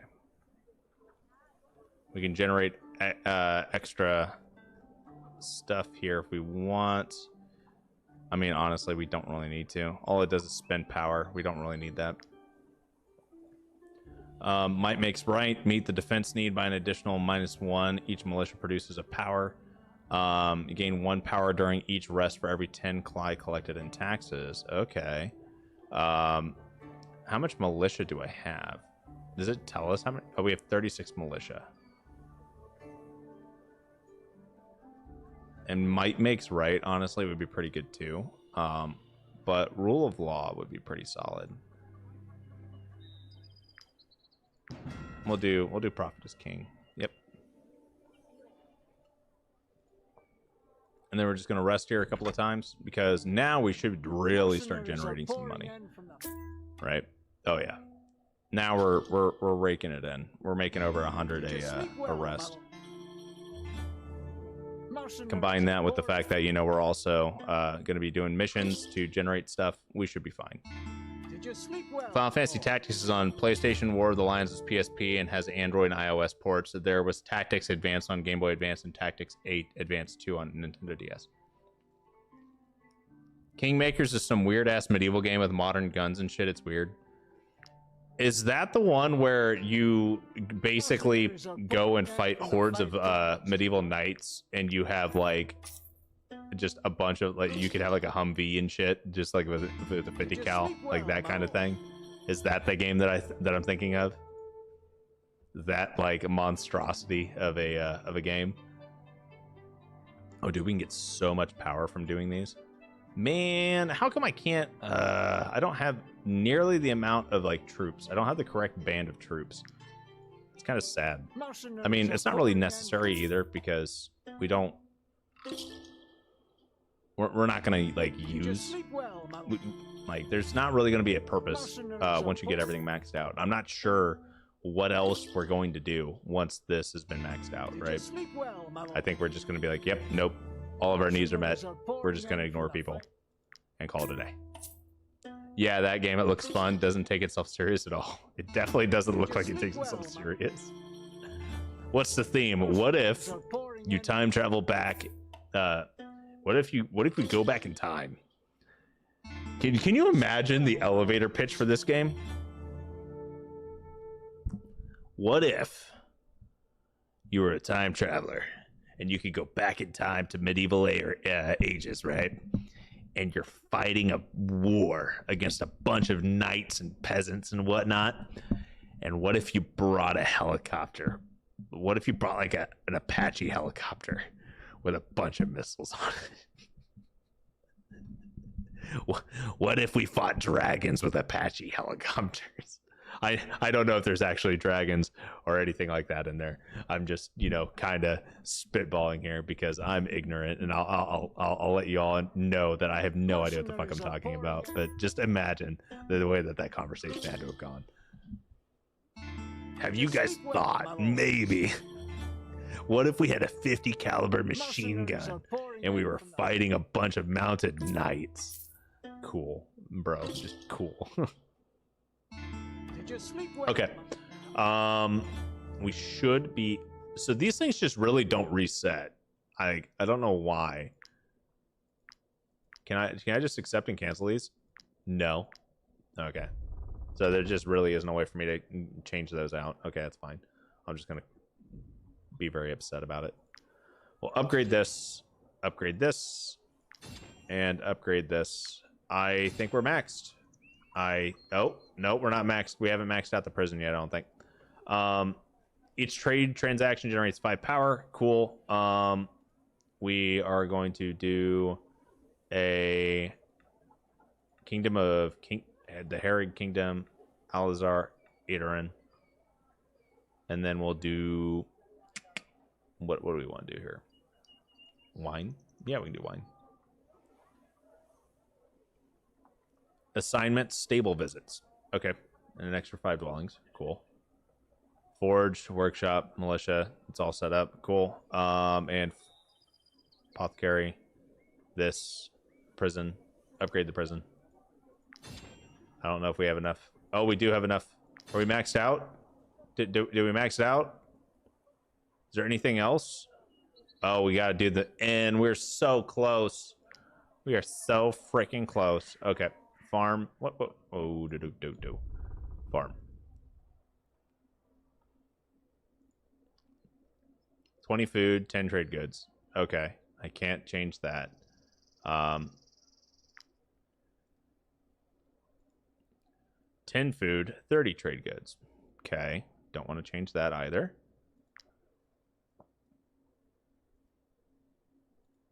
And this one is 20 food, 30 trade goods. Okay. Well, shit. We really don't have that much food generation, do we? It does not look like we have a ton of food generation at all. You know what? Let's just alter our taxes a little bit.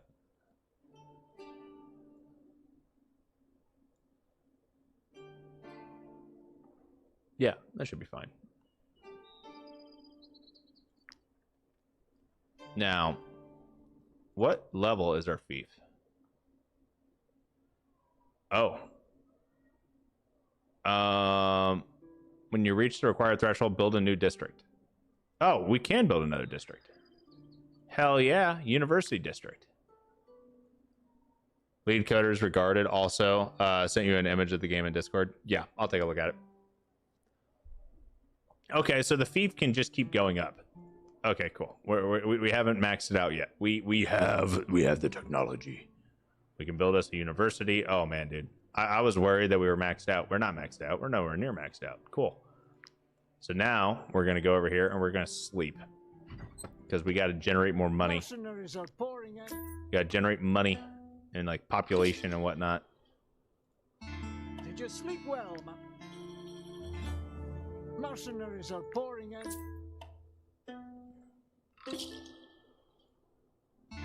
Did you sleep well, man? I have no idea how much food we have in our inventory. Because think about it. Every time we rest, we're creating a macaron. A cheesy macaron is going to be in our inventory. Every time. Right? So just think about that. Think of how much. Think of all the cheese. Think of all the cheese. Upgrade. Boom. Now what can we do? We can go up to 3 missions. We have nowhere near enough people, but that's okay. Building. We can build an apothecary's office, a bandit's lair, a church of the light, a farm, a forge, a gambling den, tools, you know, all sorts of fun stuff here. What we are going to do, I definitely feel like we're going to build another farm because we are running a little bit low on food. We are running low on trade goods, though. We will build a church of the light as well.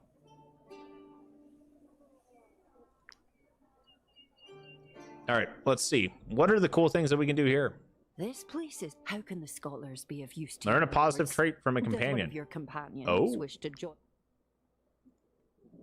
I'm fascinated. Entrust me with all your codices. Locate a sepulcher confident or I can decipher a identify- codex immediately. Bro, okay. Well, that takes... Okay. Yep. So there's that's happening too. Neat. Production bonus 10%. Whoop. Entrust the souls of your residents. Remove a and negative trait companions from a to me. companion. I swear. I Okay. will do Wow. We can just pray the alcoholism away now. That's actually kind of neat, but, you know. Okay. Trade goods and knowledge. We can do both. Why not both? We need those. And then we need to generate more food. More food. All the food. Go to the dungeon district and sleep at the inn several times because we're out of money again. And it's hard for us to generate more money because we don't have any more missions ongoing, right? To be fair, the studio is just 3 dudes, so they likely are just buying and using pre-made blueprints and shit. I mean, that honestly makes sense, right? I mean, can you imagine? They're just like, yep, nope, we're kind of doing whatever right now. We're just, you know, kind of asset flipping a little bit our way through it. We don't have an in-house like guy that's making models or anything. Or just grabbing what's available to us and using it. Did you sleep well, mercenaries are pouring in. Okay, we've slept a decent amount. We have a little bit of money. We don't have a lot of bit of money though. We have a ton of power though. We are like starting to get there on power because every time we generate, we're generating a bunch of power in taxes, right? Sleep well, mercenaries are pouring in. Okay, we're trying to. I want to get to at least 2,000 of this, right? Do we? We really can't do anything. Wow. Okay, that's absolutely awful. But whatever. I haven't looked at our relations either. I don't know what our relations look like. Sleep well, my lord. Gozenberg is okay. Harag is very upset with us. Edoran is fine. So we need to work on the relationships a little bit. Mercenaries are pouring in from the... Which means I need to be careful what missions I'm doing, because I've definitely been pissing some people off by just sending people out based off of whatever. So what I may need to do is I may need to recruit a bunch of companions just so I can like send them out. We got a bunch of petitions here. Whatever will we do, man? The hail has destroyed everything. Our trees are battered. Yeah, we'll do that. That's fine. The general's birthday is coming up. But I haven't noticed any preparations here. Might I suggest that you hurry? The bandits are up to something, my lords. And prepare. Yep, that's fine.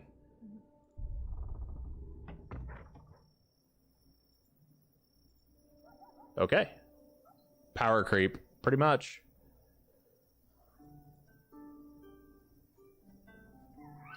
We could do a farm. We could do a gambling den.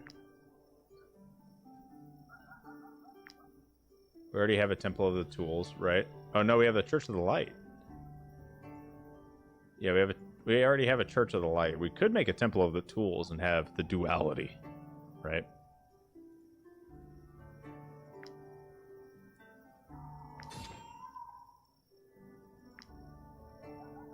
Do another big upgrade here.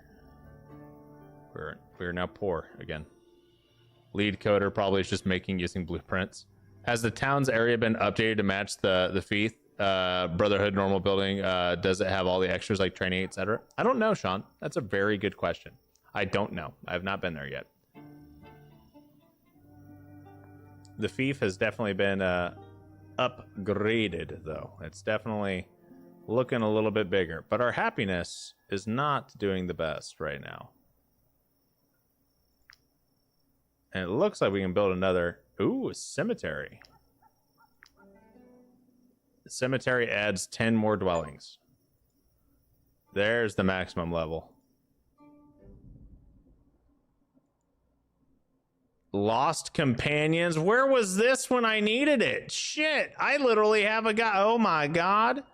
I have so many dead bodies in a chest in the other county, guys. Wow, okay. You know what? The cemetery, totally worth it. Everything else was kind of whatever, but the cemetery is totally worth it. $13 worth it for the cemetery. It sure beats having a chest filled with dead bodies out in Arthas or wherever it's at. Oh, man. That's kind of funny. Where's my chest of dead bodies? Where are all my dead bodies at? Is it Arthas? No. Is it Vertruse? So it's not Ludern. Is it Tiltren? Where are all of my dead bodies? It's got to be Arthas. It is Arthas. Look at all the dead bodies. Can I bury them here?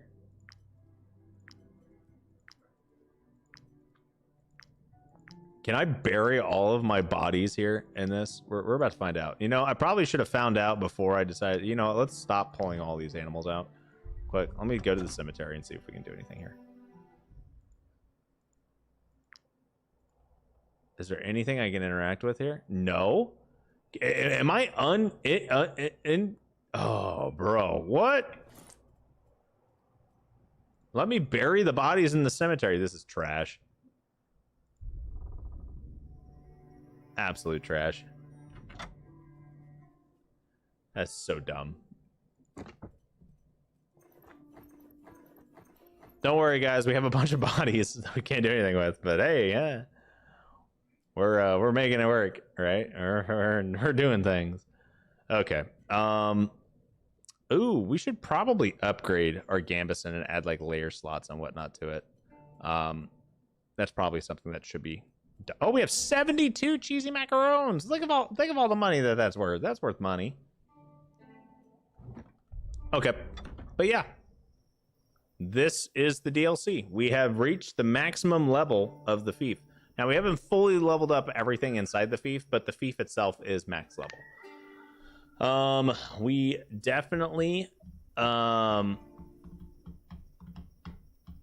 a lot of things that we could definitely increase our alignment on, right? Like there's some things that we can still do, but ultimately it's not, it doesn't feel like it's that big of a deal or anything like that. I think the Fief's something that was kind of neat, but the DLC, I mean, honestly, if you've got money, you can sit here and just, you know, rest a ton, level it up. You can get all of this stuff maxed out and just manage it and do a better job of everything than what I'm doing. You can have all this done within a couple hour setting, right? And just sitting there spamming the rest. Now, it would take you longer if you actually played the game and you know passively managed it. But if you came in here and you just wanted to crank it out real quick, yeah, you can do that. Gives you a lot of really, really overpowered quality of life improvements. Honestly, it's borderline just cheat engine kind of stuff. So that's something cool, I guess. Would I recommend it? If this is your kind of cup of tea, yeah. It's not my cup of tea. So personally, I don't think I'm going to use very much of the features here. It's kind of nice to have a base of operations, so to speak. But ultimately, I'm going to end up going to wherever I need to be for actually completing the rest of the challenge run. I'm not going to be sitting here in Mount Altus doing nothing a lot of the time. So yeah, that's basically my quick review and first thoughts of the DLC. But yeah, that is the Fief. It's neat, I guess. Yeah. Now, everybody, I do know that I do not have enough time for me to go out and do more fights. We don't have time for fights, unfortunately, because once again, I mentioned it earlier in the stream, I have to get off so I can do work. I have my job beckons me actually actively right now. My phone is blowing up with Teams messages for me to go do work. So I will catch you all on Tuesday, and we're going to be doing some Final Fantasy Tactics.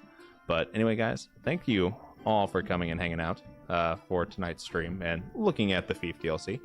And, you know, playing a little bit of Wartales, doing a little bit of fights and some stuff. But yeah, today was mostly the Fief.